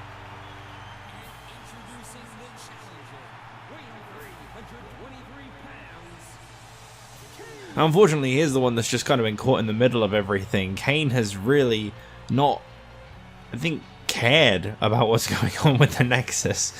He just wants his US title back. He was originally victimized by all three, which was when Barrett got his title shot. Then, you know, dealing with those injuries, he ended up fighting Barrett for the US title and losing.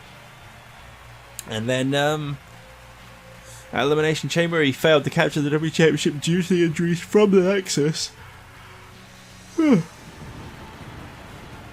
He's wanted his title back since. He's only just now been given a rematch. And it's alongside two people that were originally a part of why he lost his championship in the first place.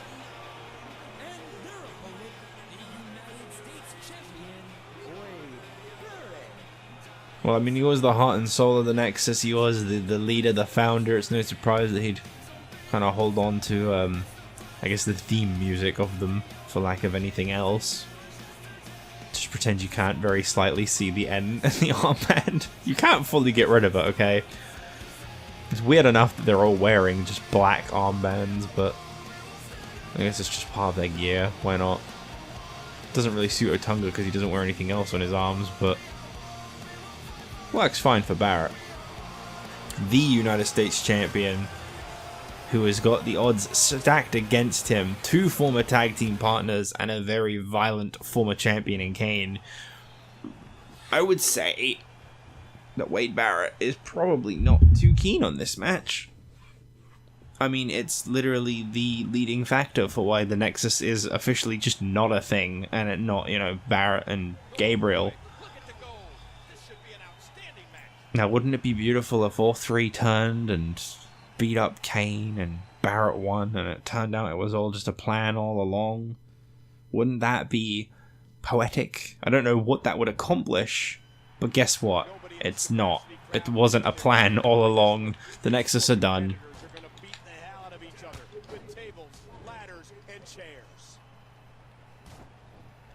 We're about to see three former allies beat the hell out of each other, as well as, of course, Kane. The US Championship has been hung above the ring. It is all four guys' objectives to retrieve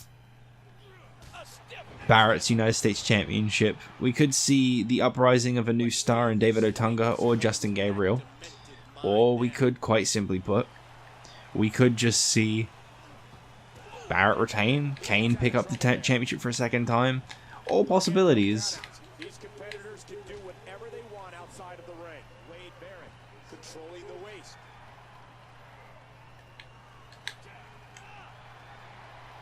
Kane with all that strength. Why is the US title by the commentators as well? What did they give Barrett a replica? They lock up. Oh, it doesn't get more punishing than that. Oh, bam!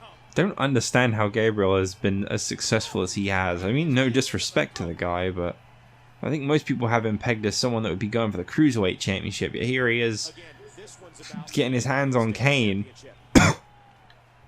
crushing him.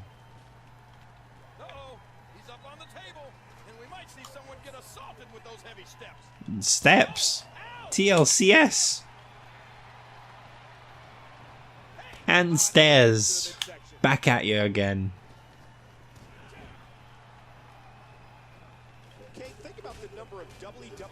I wonder if David Otunga takes a lot of pride in the fact that he was the leading thing in the split of the Nexus.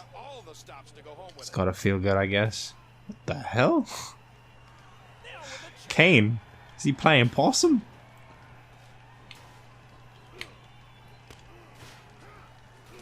We already saw a 6-man ladder match earlier between the 6 Money in the Bank participants. Saw Jack Swagger get that big WrestleMania victory. But now we're looking at a 4-way ladder match, basically, whether you want to put it one way or another. Wade Barrett, the current reigning United States champion.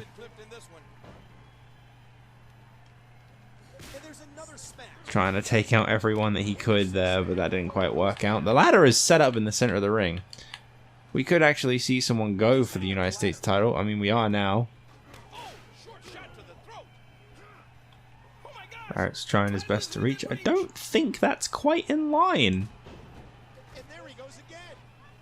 Oh, no, he's got it again. Not another chair shot.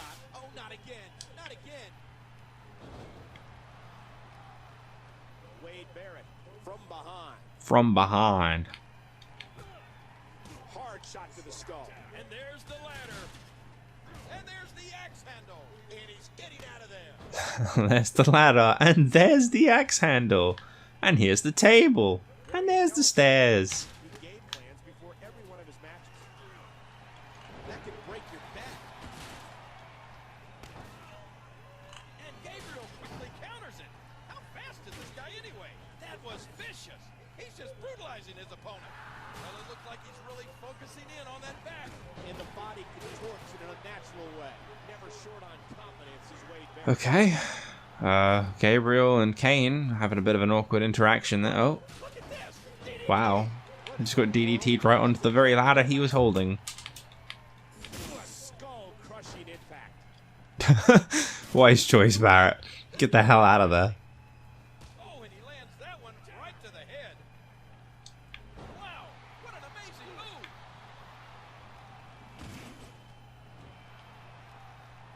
Oh, look at this. DDT. This was a viewer-voted match type, TLC match. Just barely made it onto the WrestleMania show. The only other TLC match we've ever seen took place at, well, TLC. The main event match between Triple H and Jack Swagger, and I gotta say, still one of my all-time favorite matches here in this series. I mean, that and the TLC match between the Big Show and Undertaker and Randy Orton. I think those two were both just really great matches that I actually like fondly remember, which is always a good sign. I like that. That was kind of what I liked about WWE12 was that like I remembered quite a lot of like the early parts, and I feel like that means that I did something right. Uh-oh. There goes Barrett as Kane has now got his hands on the US Championship. I would think that Gabriel, as I say, would want to do something about that rather than just watching. And he likes it. I know. And the slower, the longer he can drag out the pain on his opponent. That's going to really hurt David Otunga's toes. After all of these shots to the head, I've got a feeling that Soup's going to be on his diet for the Soup. future. And he's using that ladder like a tag team partner. Okay, looks like he's going to do the same thing to Gabriel, which apparently also can break a ladder. Oh god, Gabriel, get your legs out of the way. The damage has definitely been done. Now it may Uh-oh. just be a matter of Oh, this isn't good. Oh, wow, crotched. But at least Kane was able to instantly recover. And so was Barrett. Okay. and a jaw-jacking punch. He's enjoying this. Oh, just driving his hands into the throat.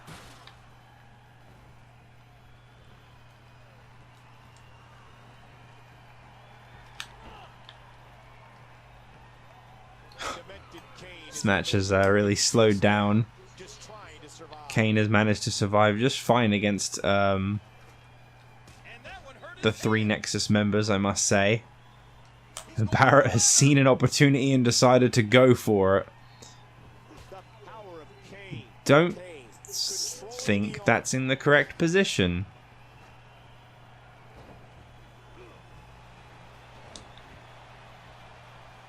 And that is just about the last place you want a ring rope.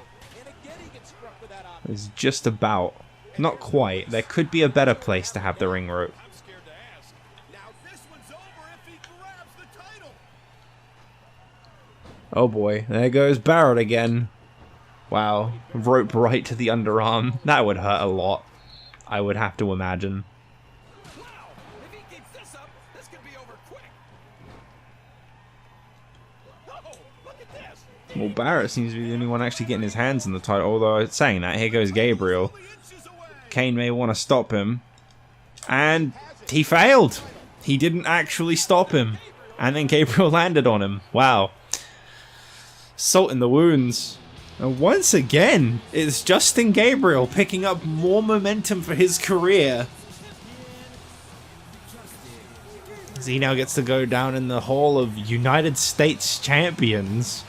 I don't know what it is about this guy, but he just doesn't seem to be able to be stopped.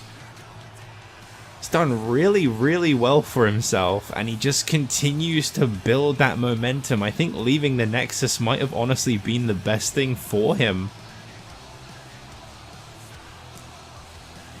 He may not be the most loved. He may resort to the Zack Ryder strategy of attacking people before matches more often than not. But Justin Gabriel has just won the United States Championship, which already somehow has his name on it. I think that's just about what that says. It's a little pixelated, but I think I can see it.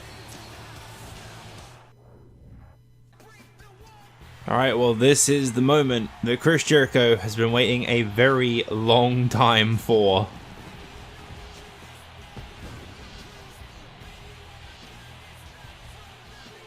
He's been wanting this opportunity real bad, and he's finally getting it at WrestleMania.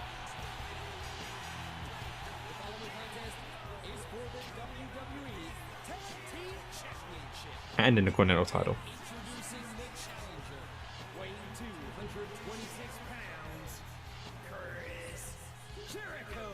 Now this is for the Tag Team Championships that were originally won back on December 25th, Christmas Day, by Chris Jericho and The Miz. They won the Tag Team Championships when they were first introduced, in a ladder match, I believe it was. And they went on to hold them for a few months.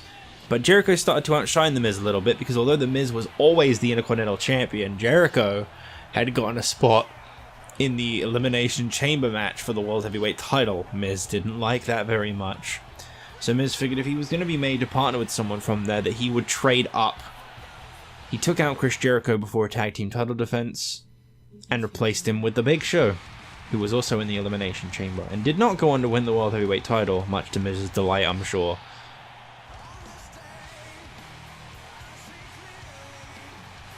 Well, Chris Jericho needed a tag team partner, and SmackDown General Manager Teddy Long assigned him one. And that brings us to this tag team here, a very odd tag team. They haven't really shown a lot of chemistry or a lot of interest in each other.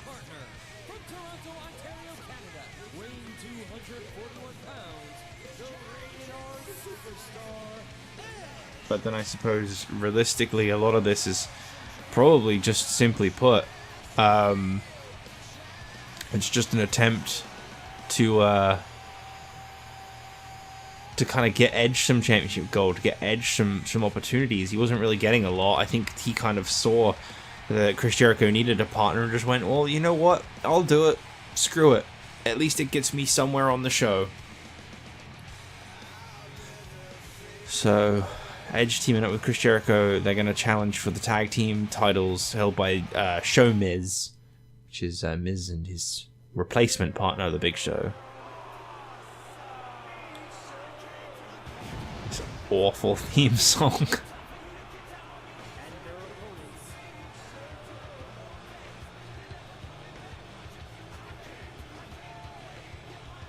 No introduction needed.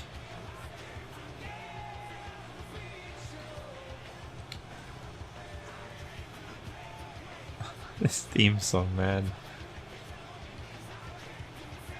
Just yell Big Show every now and then.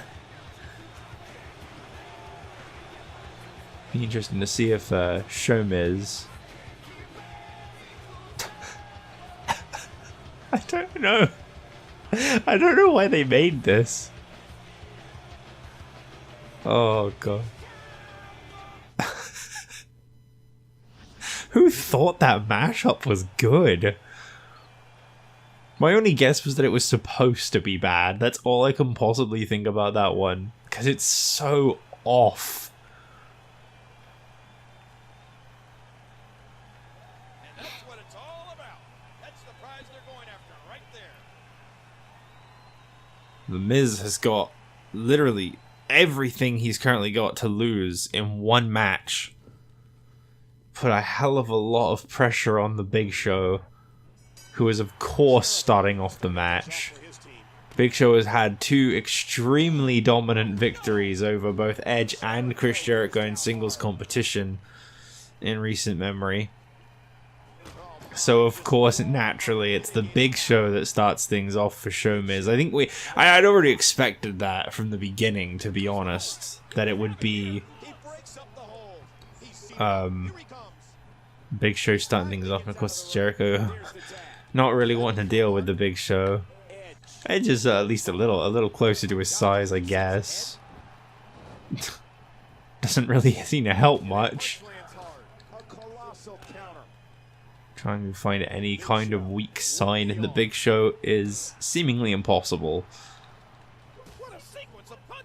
There's a few occasions where I think Big Show really should have become World Heavyweight Champion, but he didn't, and it was probably just by like the tiniest bit that he wasn't able to win it.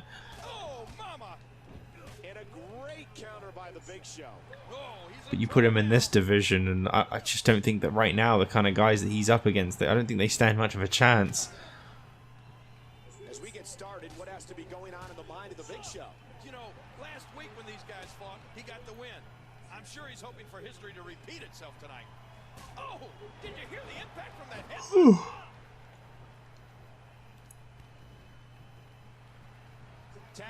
Well, so far here tonight at WrestleMania, I think we've only seen 2 title changes so far. We've seen a new Divas Champion in Kelly and a new United States Champion in Justin Gabriel. The landscape of Raw has changed quite a bit, and it could still see a new WWE Champion as well. SmackDown, on the other hand, it all kind of weighs on this one match. It's 2 titles in one match. So obviously, each brand's got its 5 championships, but so far what we have seen, for the record, is from Raw. We've seen, as I say, a new Divas Champion. Oh, what the? Okay. A new Divas Champion in Kelly, as well as a new United States Champion in Justin Gabriel.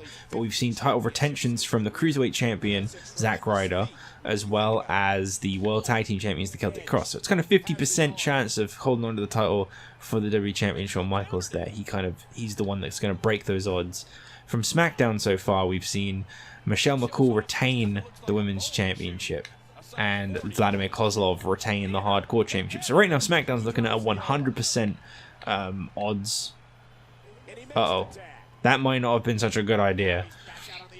No disrespect to Big Show, I mean, or the Miz for that matter. He is a great competitor. It's just that, like, I don't know if I can agree with the choice of getting the Big Show out of the ring. I mean, I know Miz is obviously going to want his WrestleMania moment, so he's going to want to get in the ring.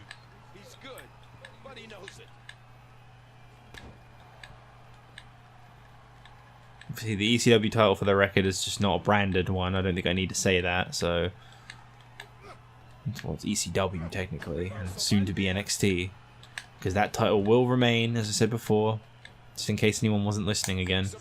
It will remain on NXT. And now it's the moment that I think Jericho has been waiting for. I mean, admittedly, he got it a few weeks back on SmackDown, but this is something that he has been... Okay. Something that he's been dying for, is to just beat down The Miz, to make him pay for turning his back on Jericho.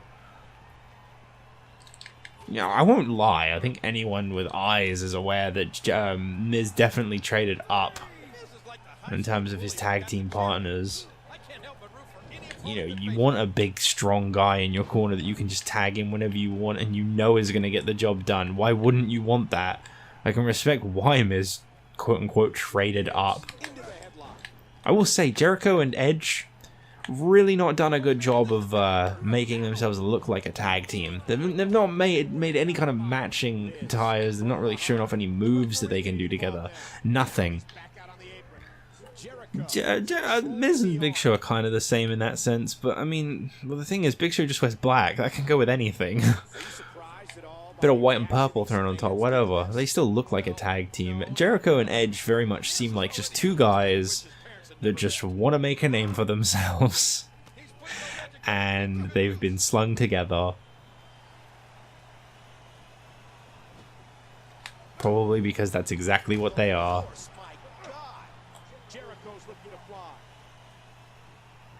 Sizing up, oh.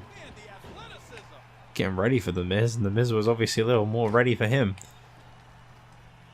Just think about what it would mean to these competitors to win here tonight on the grandest stage of them all. I gotta say, Jericho and Edge not looking too favorable right now. Oh, wow.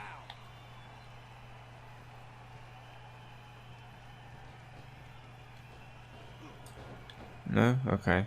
Jericho controlling the head. That was a heavy shot.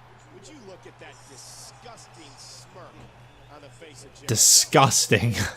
That disgusting smirk. That makes you want to vomit. Jericho is a sick man. Not only was he the first undisputed champion, he's also held the... I'll tell you what, Miz is really showing what he's got to do with Show Miz. He's showing that it's not all Big Show, which is actually a much needed lesson to have taught. Oh. There's a lot of hatred behind that slap. So smug and arrogant. You know, Jericho's a guy that doesn't think the sun's at the center of the solar system. He thinks The problem with Jericho is that he's so fixed on revenge against The Miz. I'm not sure he's ever going to tag Edge in whilst it's Miz that's in the ring. I think he's basically just got Edge to deal with Big Show. Hence why he made that tag out so fast. Gonna attempt what he tried earlier again.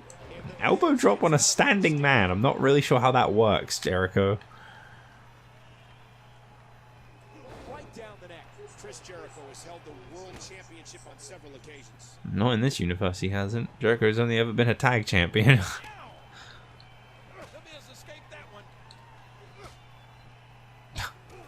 Okay. He's going wild. They're not currently booing him at all. You can really see Edge like just waiting in the corner to be acknowledged and tagged in.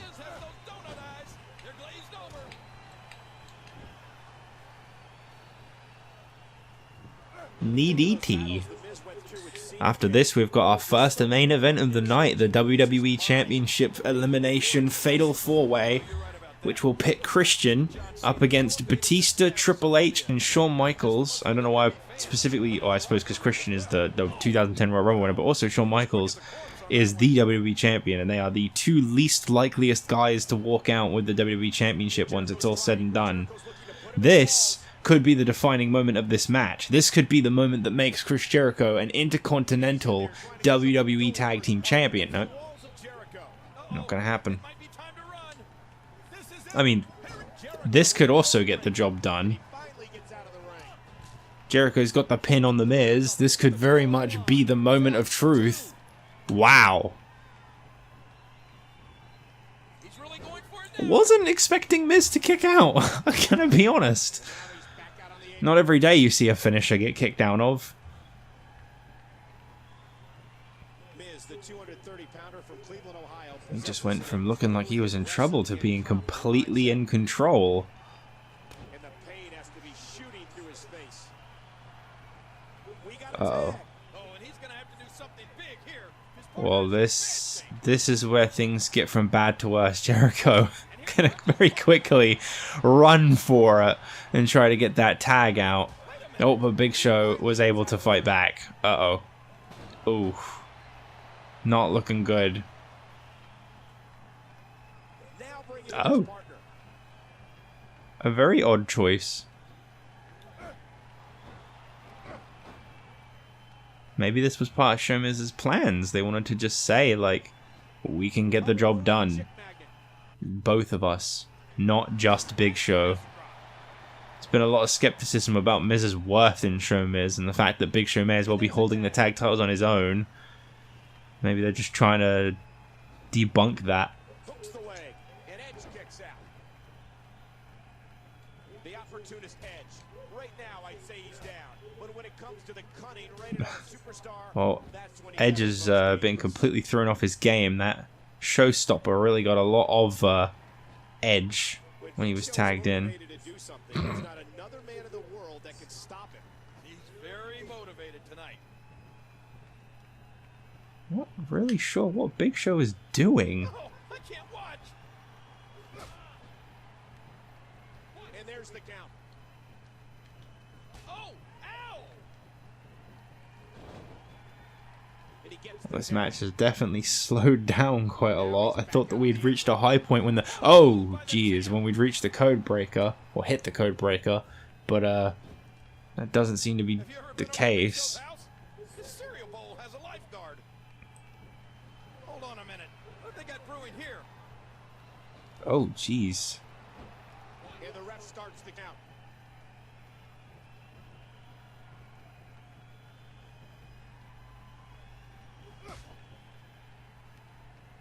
I'm really not sure what Showmiz are trying to accomplish here. Oh! Oh, there it is! I just love the way Big Show just stumbled off the side.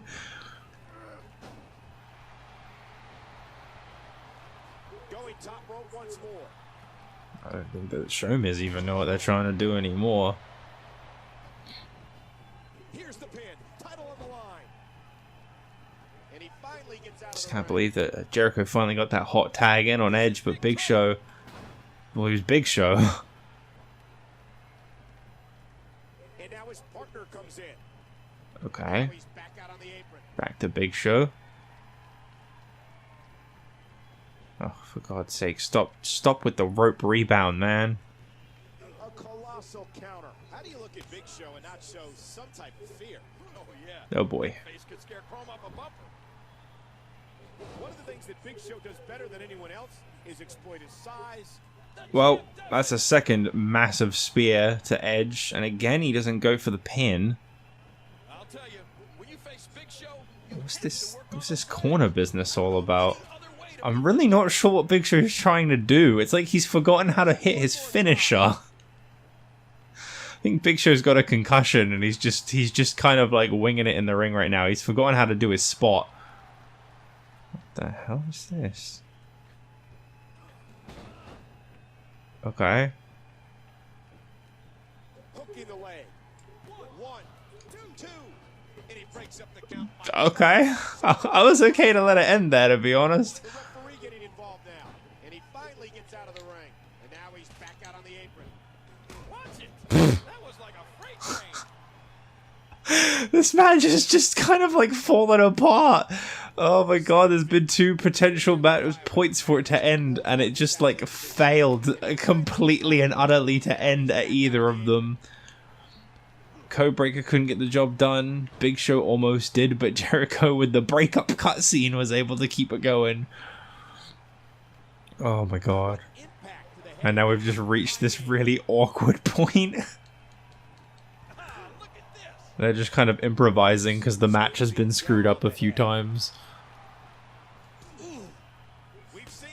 Uh-oh. Maybe we're finally going to see the end here. Yep. That looks pretty finishing to me. Nope, he's got to stand. Is he also going to throw him in the corner randomly? No, there you go. And here comes Big Show. Taking out Edge. Cover on Jericho.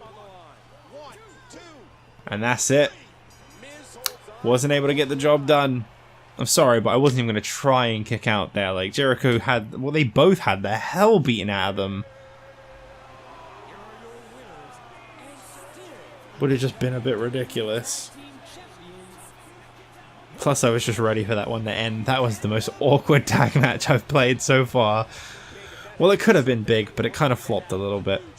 Well, either way, The Miz was able to get the pin off on Chris Jericho. He was able to defeat Chris Jericho himself, which is just further salt in the wound for Chris Jericho. Not only could he not beat Show Miz, but it was Miz that pinned him. That has got to make Jericho sick to his stomach. Well, this is it. Here's our first of 2 WrestleMania main events.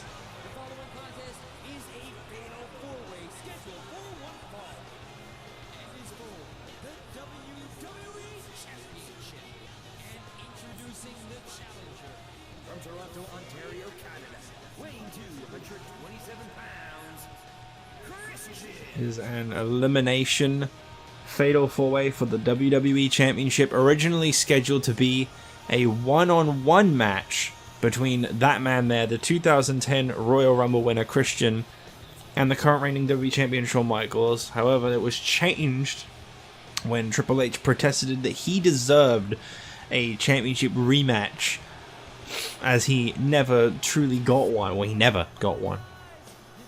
And Christian just kind of swooped in and took that opportunity away from him. So, he was granted it, but of course then Batista started an uproar about how he was the man responsible for making Triple H lose the title, how he could beat Shawn Michaels, how he could beat Christian, and he wasn't getting anything. So Batista was put in as well, because you just couldn't argue with the facts. So what we have got now is a 4-way match between 4 of Raw's absolute best for the WWE Championship. Christian is definitely the underdog and the odd one out in this, but that doesn't mean a lot. He can still overcome. He can still make it through and win the WWE Championship. You know, he overcame 29 men to win the Royal Rumble. Admittedly, he came in at number 30. He tried. Not quite sure why Shawn Michaels is out already. Supposed to be one of the last guys. Well, he's supposed to be the last guy as the champion. Whatever. Shawn Michaels donning that DX pride for this big championship match. Could be a mind game though. Try to get into the head of the former champion Triple H.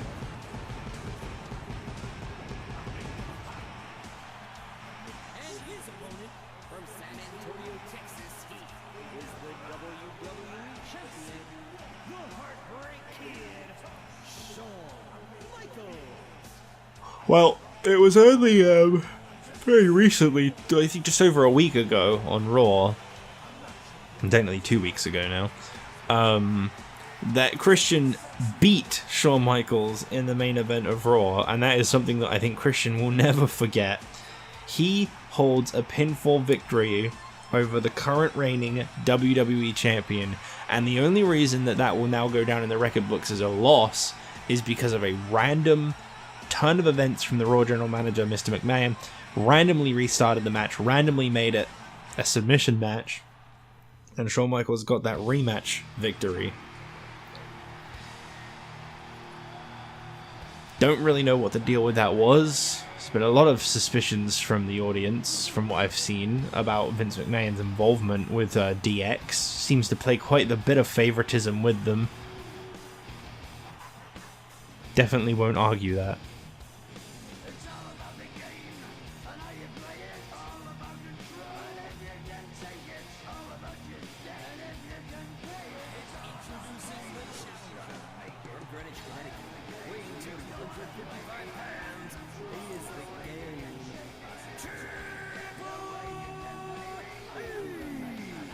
Well, Triple H, if he wins, will become the first ever two-time WWE champion. There's a lot riding on him for this one. He feels that he just kind of slipped up at Elimination Chamber and that he can do better and that he will do better. Very, very determined to recapture his WWE Championship and become the first ever two-time champion.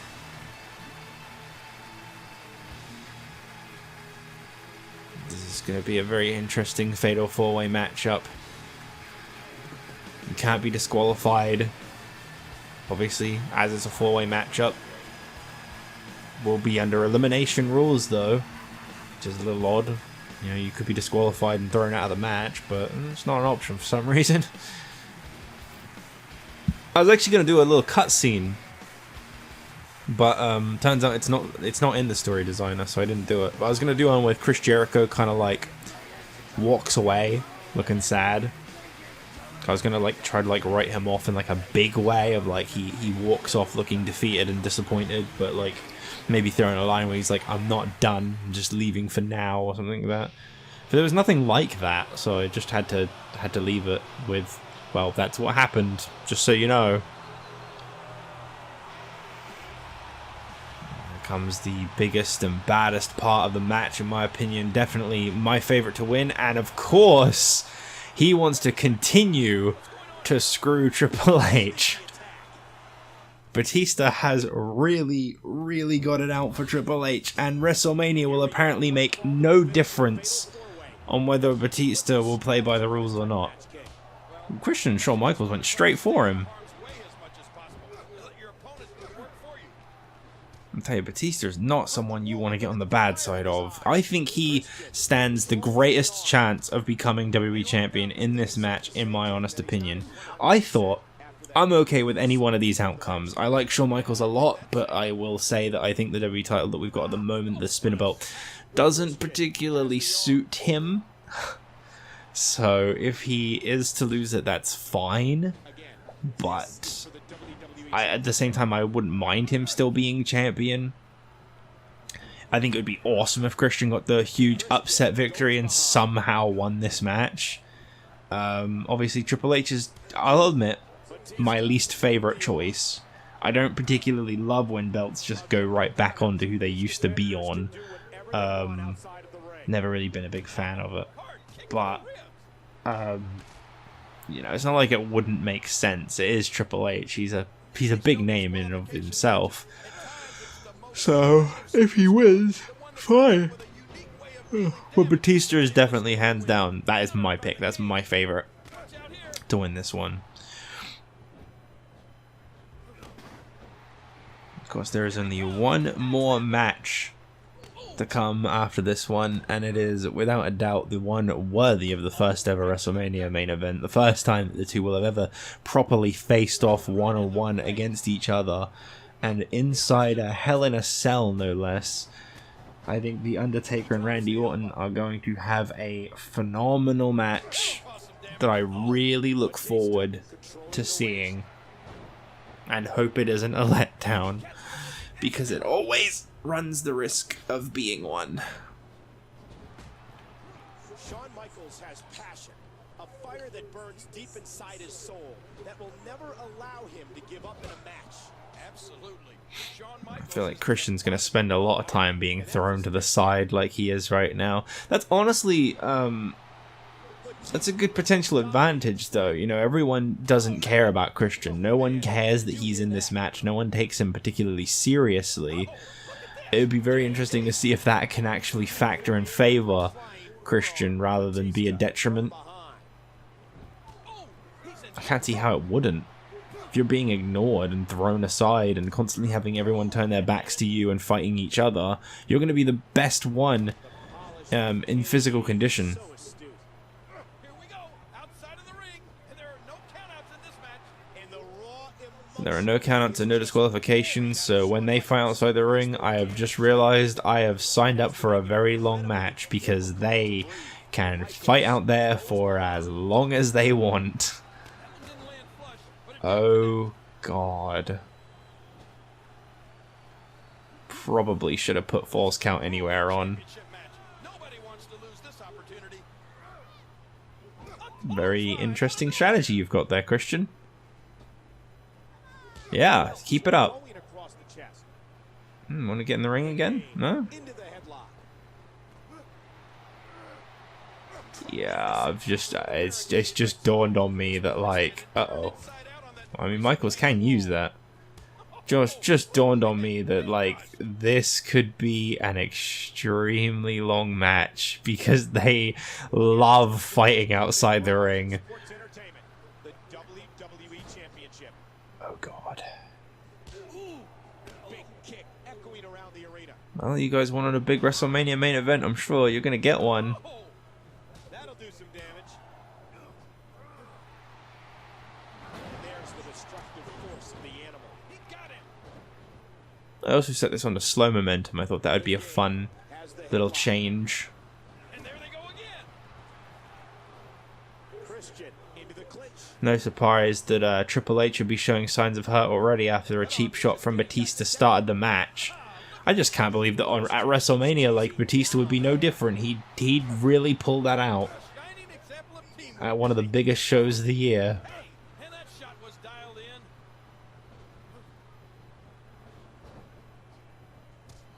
I'm a little surprised, I guess. Batista is overconfident.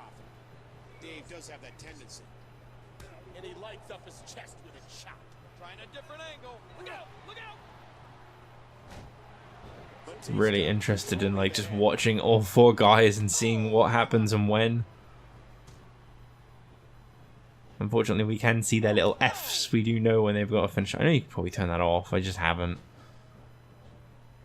Christian is such a well-rounded superstar. I think that the slow momentum only means that it takes them longer to get finishes, though. I don't think this is like the match experience. Wow, that was cool. I don't think this is like the match experience thing that comes in the later games. I think this one literally just means that it will take them... They'll be doing less finishes in the match, basically. Oh, wow. Okay. I mean, I guess we've got Batista's cheap shot to thank for that, as Christian's trying to get Batista out, but the referee was making sure his shoulders were down. That was close. Well, it looks like Batista did it once again. He made sure that Triple H was not to be named the WWE Champion. He has just really got out. I think it's the fact of, like, it's the whole, like, alpha thing. You know, when you look at big, built, dominant guys on the top of the brand, it is literally just Batista and Triple H that are within that physique. And I think that is precisely what Batista had in mind. If you're not intimidated at the sight of a heavily muscled 6.5-foot animal like Batista, you better have your head examined. Uh-oh. Nice reversal by Michaels. And a jaw jack. Oh, Michaels and Batista are going to exchange a few chops there, and looks like it's Batista that comes out on the better side of things. No surprises. Batista has an almost demonic gaze. There are rage-filled eyes in the animal. And Batista is basically amongst two people that he looks at as less than him. Two much smaller built guys, two slower people that rely on speed and the height of a flip that they can do. Not that Michaels is actually that flippy, I'm just saying, like... Oh! Oh dear. So we've got a new WWE champion on our hands.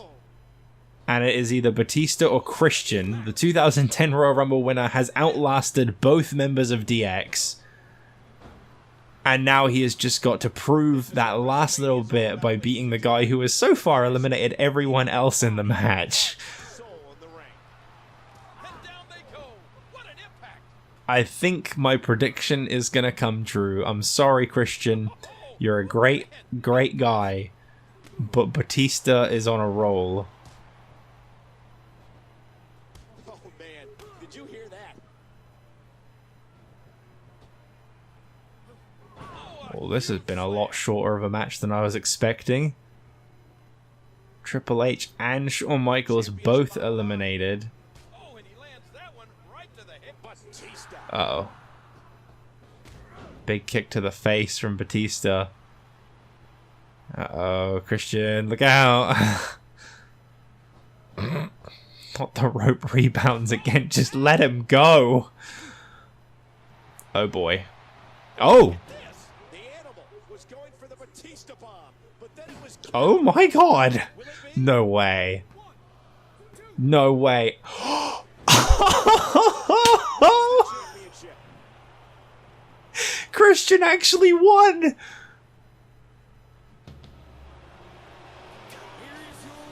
I don't know what to say.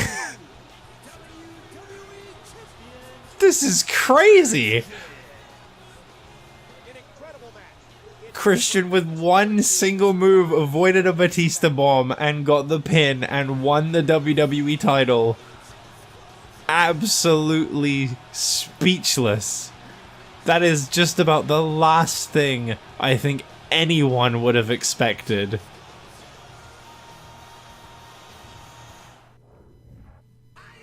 Well, I'm speechless at the result of the last match, but we've still got one more.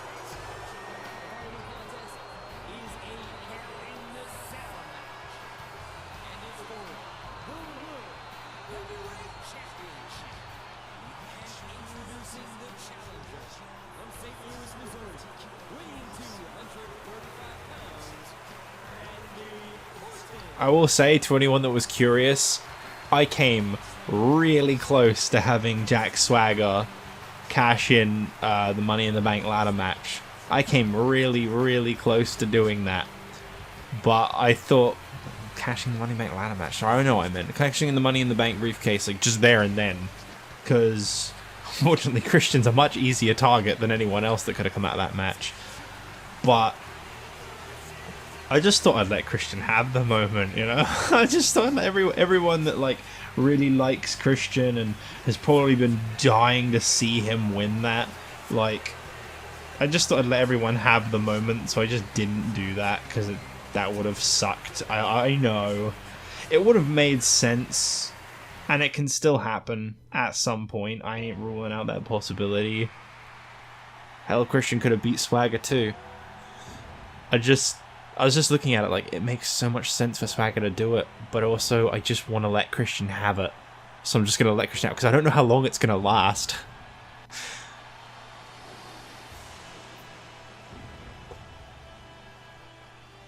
And his opponent from Death Valley, weighing 299 pounds, he is the World Heavyweight Champion, The Undertaker. Oh, this is it. This is the final match of the show. Randy Orton versus The Undertaker. World Heavyweight Championship Hell in a Cell match. Probably the most fitting thing to close WrestleMania with, in my opinion. Hell in a Cell is it's kind of a once-a-year type deal. Soon to be tarnished completely by an event called Hell in a Cell coming your way soon. This year even. I think 2010 was the first year they did Hell in a Cell, so that will be in 12. That will be the next thing that happens. Well, not the next thing, it won't literally be the show after WrestleMania, but that will be the next time you see Hell in a Cell, possibly. I don't agree with WWE's approach, though. I don't agree with Hell in a Cell only being used at the Hell in a Cell pay-per-view. I think that really disrespects and devalues the gimmick. I think you can use it more than that one time a year. Just as I did with TLC. Yeah, I don't mind doing it, but it's got a call for it. Admittedly, the TLC was voted by you guys. I didn't actually pick that one. I'm not sure what I would have given those for if I'd have chosen the gimmick, to be honest. Probably just a basic Extreme Rules match. Because there's not really anything that fit, like Gabriel Barrett and Otunga. They don't really have us type. And Kane, what, an Inferno match?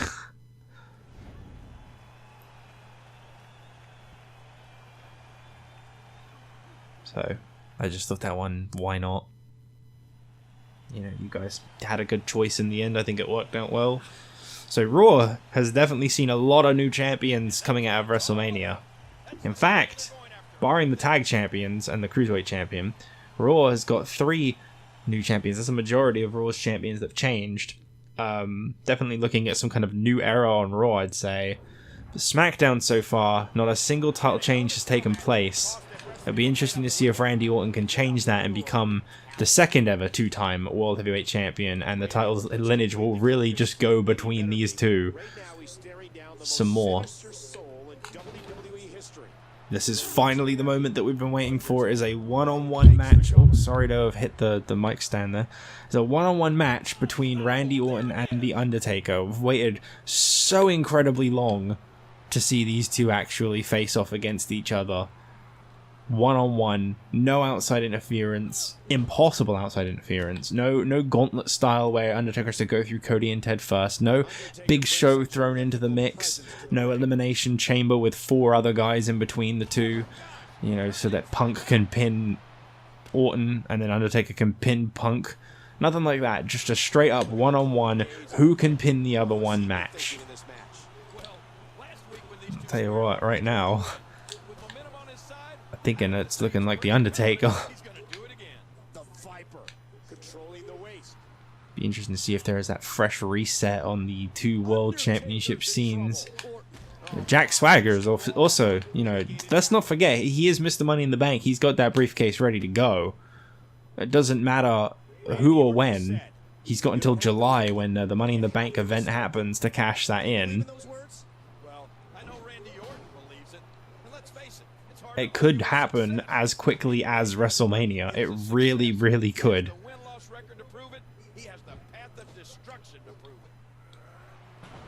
Okay. Massive takedown by Randy Orton, who is really not getting a lot of offense in on The Undertaker so far.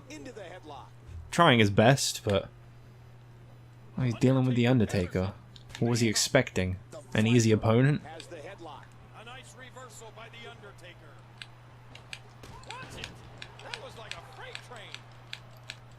Undertaker has been known for his undefeated streaks in parallel universes WrestleManias. The question is, will a new streak begin? And if so, how far will it go? Now that's a question right there.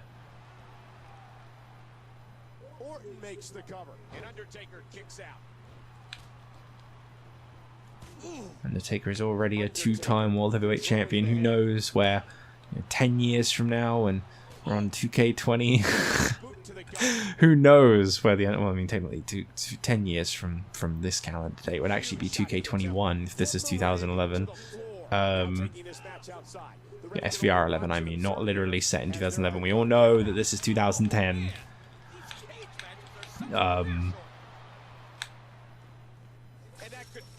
It's very interesting to think about. 2K21.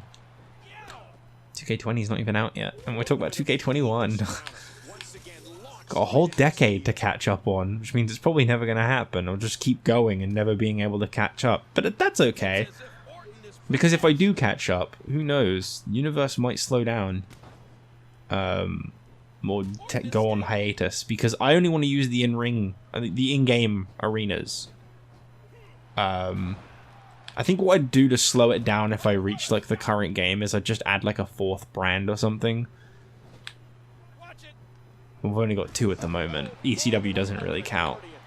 But like if the brands ever broaden out so that there's like ECW's got like its full set, or NXT I suppose would be at that point, has got like its own full set of championships and everything, I'd probably just add like, ECW again, or try something different. Just any old thing really.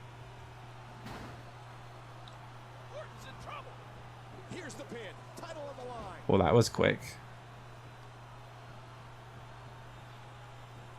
What a main event this has been thus far. Yeah, it's been all Undertaker. Everybody likes that. That'll leave a mark. Knocked into the middle of next week. The force, my God. Ooh, what a knee. That'll cause some damage. Back and forth between the two. Randy Orton's legacy completely banned from this match. This will be only The Undertaker and Randy Orton. Ted DiBiase not involved at all. He was in the Hardcore Championship match earlier in the night. Apparently, since then, has been escorted out of the building. Cody Rhodes was never allowed into the building. Imagine that. The first ever WrestleMania, you're a member of the roster and you're banned from the ring. It's gonna suck. How many shots can you take against this twisted metal? Every shot to the cage takes its toll. We've seen time and again where competitors are changed after encountering. Tell you what, this is not looking like Randy Orton's match, that's for sure. We were wondering who the bigger and better guy was. I think it might be Undertaker. And staring to the face of the Undertaker as he delivers this kind of punishment to you. Well, when you get into the ring with the Undertaker, He has used the cell. He has used his wide range of weapons. Moves, which I guess are like weapons. Just trying to goad his opponent into making a mistake here. he's still not through. Oh, Hard shot to the skull. oh man. Oh, Massive drop kick from Randy Orton. The world title. That's why these men are putting their careers on the line. That's why they may never be the same after tonight. And here's some more trash talking. Well, Randy Orton was able to get up to that one. Viper into the headlock. Oh look, he's actually getting back in the match, finally. Mind is always plotting. Oh, got him hooked. maybe not for long. That did it. Oh my, just raw, unmitigated power. Ooh. Oh. That'll do some damage. Orton is so cunning, so vicious. When he counters, he knows exactly how to follow. Oh my god. Devastating. I love that cell. It is so ridiculous. Wow. Very clear sign of how not done Randy Orton is. High impact, no mistakes. That's Undertaker style. Oh, now he's attempting a pinfall on The Undertaker. Championship on the line. It was a very sudden pinfall that got Christian the WWE Championship. That may be the way to go. And the Phenom, one step You know, I'm a little heartbroken that Shawn Michaels' WWE Championship reign was so short. But, well, Extreme Rules is next, and you know that they're going to have a rematch. Although, actually, Michaels never got a successful defense, so I think he'd have to earn that rematch. Yikes. But we've also got the draft coming up, and Shawn Michaels could be on SmackDown soon. Triple H, Batista, and Shawn Michaels could all be on SmackDown by the next time that Raw happens, because the draft is in between WrestleMania and Raw. Unless the game has a built-in draft, then that draft happens first. Kind of hoping it doesn't. I kind of just want to like do the draft too today. Randy Orton is just unbalanced. There's nothing as terrifying as looking into the Viper's eyes when he's in this kind of mental state. I don't know what's gonna happen here. And again, the I'll mind tell you what's game. going to happen here. Undertaker's going to take back control.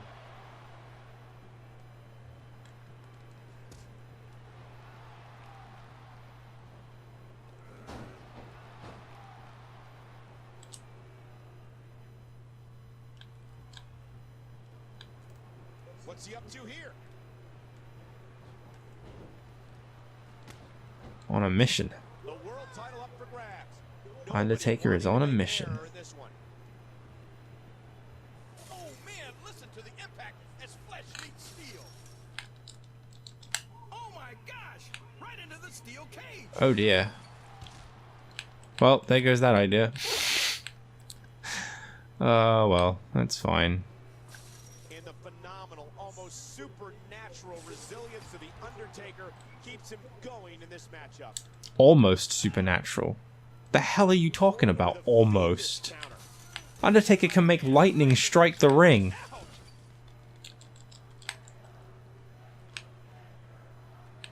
With the championship at stake, you know these superstars will give everything they have to win here tonight. Oh, look at this. Well, this is now actually becoming Undertaker a bit more of a slugfest as matches are expected to become as they go on. Both guys are getting very worn out, There's no disqualification. and there's so much fighting on the outside, which, by the way, is a place that they can actually end this. This is a Falls Count Anywhere match, these Hell in a Cell matches, as long as I can help it. As long as I can edit that rule, they will be, because I don't see the point in them only ending in the ring. In using the environment to his advantage again.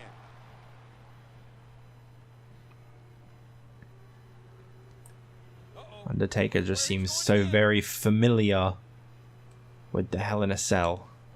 There's been no struggle adapting to this new match type that has not actually been done within the universe so far. This is the first ever Hell in a Cell match. It looks to me like Undertaker is no stranger. Uh-oh. Hey, maybe I can do it now. Right, still got to throw him against the wall. Oh, I just about had it. I don't want it to be like the kind of universe where like it happens in every fucking one, but if I can help it, I wouldn't mind it. Like in at least this one, it's the first. But Randy Orton is just making sure that does not happen. I swear, the game, like, it knows when you want to do that kind of thing, and it goes into, like, this ultra panic mode where it just reverses you more than ever. So I've noticed whenever I have a finisher and I go to pick someone up, they always reverse the, literally just me picking them up. Oh boy. Sure did.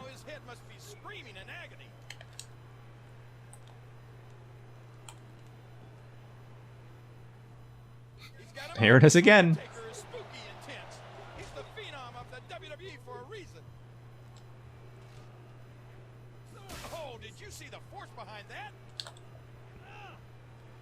Surprised Randy Orton's not bleeding yet, but I haven't actually been able to hit him with one on the head. Because it keeps doing that every time I try. He'll either slide out of the way, because sliding is just a weird thing this game has, or it won't actually hit him on the head. I thought I went to get DQ'd for a minute there. An aggressive shot to the midsection.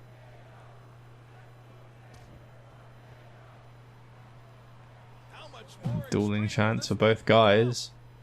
Gotta say, I really think this has been Undertaker's match so far. So vicious. When he counters, he knows exactly how to follow them up with the most devastating of moves. Orton's in trouble. Quickly into the cover with the title on the line. 1, 2. Still not enough. No, there it is. Oh, it doesn't get more punishing than that. Ooh. Shoulders down. And Undertaker kicks out. Not even a 1 count. Bam!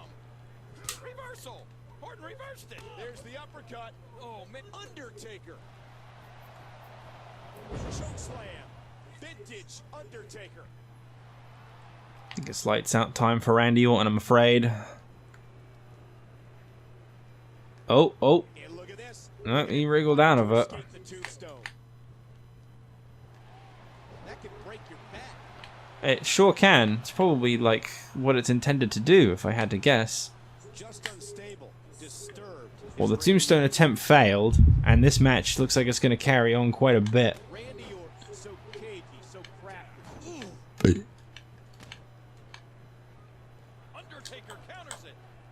Oh! Nice reversal. Can he score the pin? I don't like nice reversals. Those can be the... And... Shit.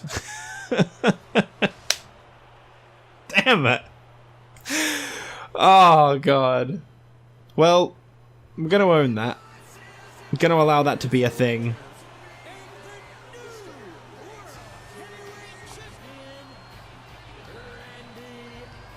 I'm gonna own that. I'm not gonna be stubborn and restart. Wait, what the? Well, Randy Orton's already won. Oh, you gotta be kidding me! Not enough that he beat Undertaker. He's gonna beat him down with a steel chair as well. And that's gonna be the final sight of WrestleMania, is it? Randy Orton beating Undertaker with a steel chair after already having won the World Heavyweight Championship. Unbelievable. Okay. Well, that just cements Randy Orton as the most hated guy in this universe, I'm sure of it.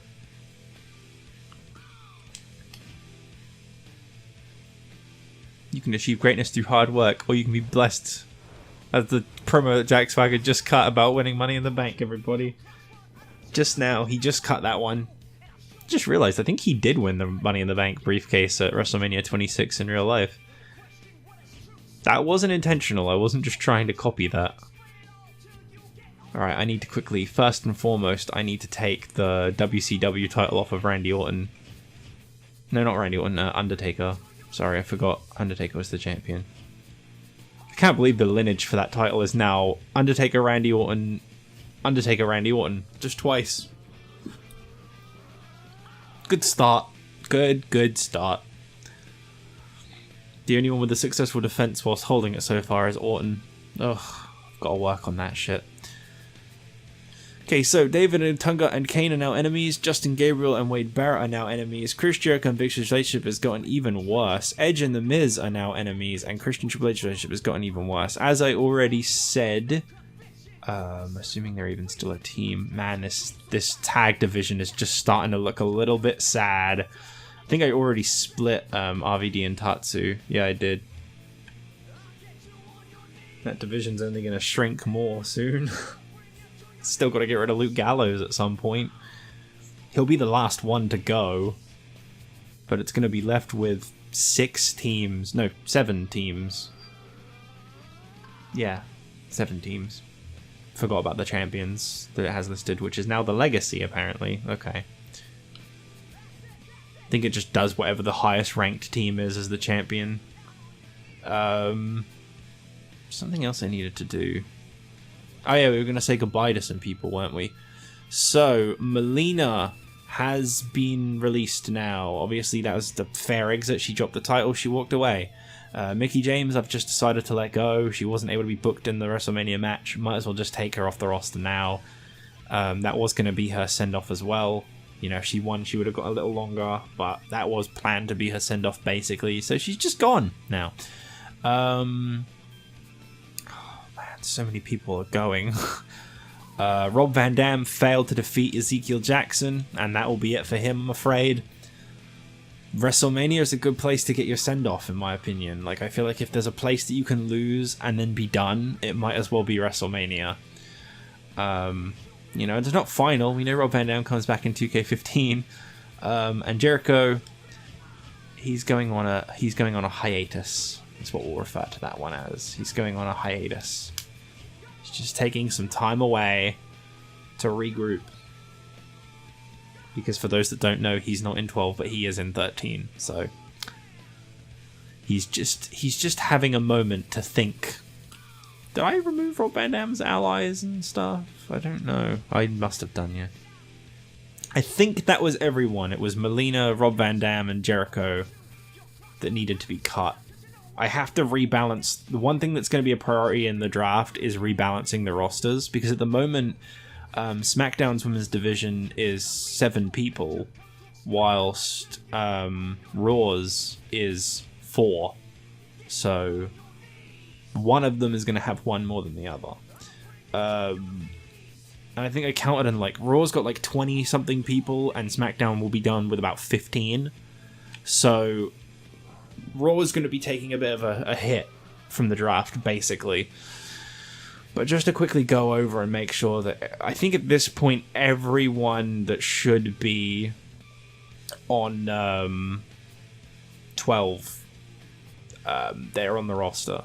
Like everyone that's going to be around in the next year, they're still on the roster. So like for the next month, it's going to be pretty safe to book until Extreme Rules. It's just that we're going to have a very limited roster. Gallows, I think, is the last one. Because I haven't yet written him off. The Straight Edge Society are still a team. They're still doing... Well, they're not really doing great, are they? But they're still around. I still got to actually give him a proper write-off, rather than just having him disappear. Because he's quite heavily involved in a rivalry with Rey Mysterio right now. But yeah, that's everyone. It's literally just Luke Gallows. So the draft should be nice and safe. Is there a draft? There is not a draft. That is actually good to see. Because that means I get to do one, which I'd prefer. Because sometimes what the game drafts is a little stupid and I have to actually like go against it. don't really like doing that, to be honest. Oh yeah, I suppose we might as well have a little preview of like what we're always going to look like before the draft. So we got Evan Bourne versus Drew McIntyre with Gabriel. I'm not sure why with Gabriel. Sheamus versus Christian in a US Championship Contenders match, which is a really weird thing for the WWE Champion to want to compete in, and the World Tag Champion. Ezekiel Jackson versus Mark Henry, just whatever. And Zack Ryder versus Kofi Kingston as the main event. I know we're in a post-WrestleMania world, but what the hell? I actually need to change the pay-per-view arena for every match in the next year because it uses Backlash by default, but it's going to be Extreme Rules because that's Backlash 2009 and that's Extreme Rules 2010. So we'll be using Extreme Rules, just so everyone knows. Yeah, so we've got one more month left to go before we're finished with this year 11, but for now, that was WrestleMania. If you enjoyed the video, please be sure to show some support, as this has taken a very, very long time to put together. And I will see you guys next time with the draft. Bye!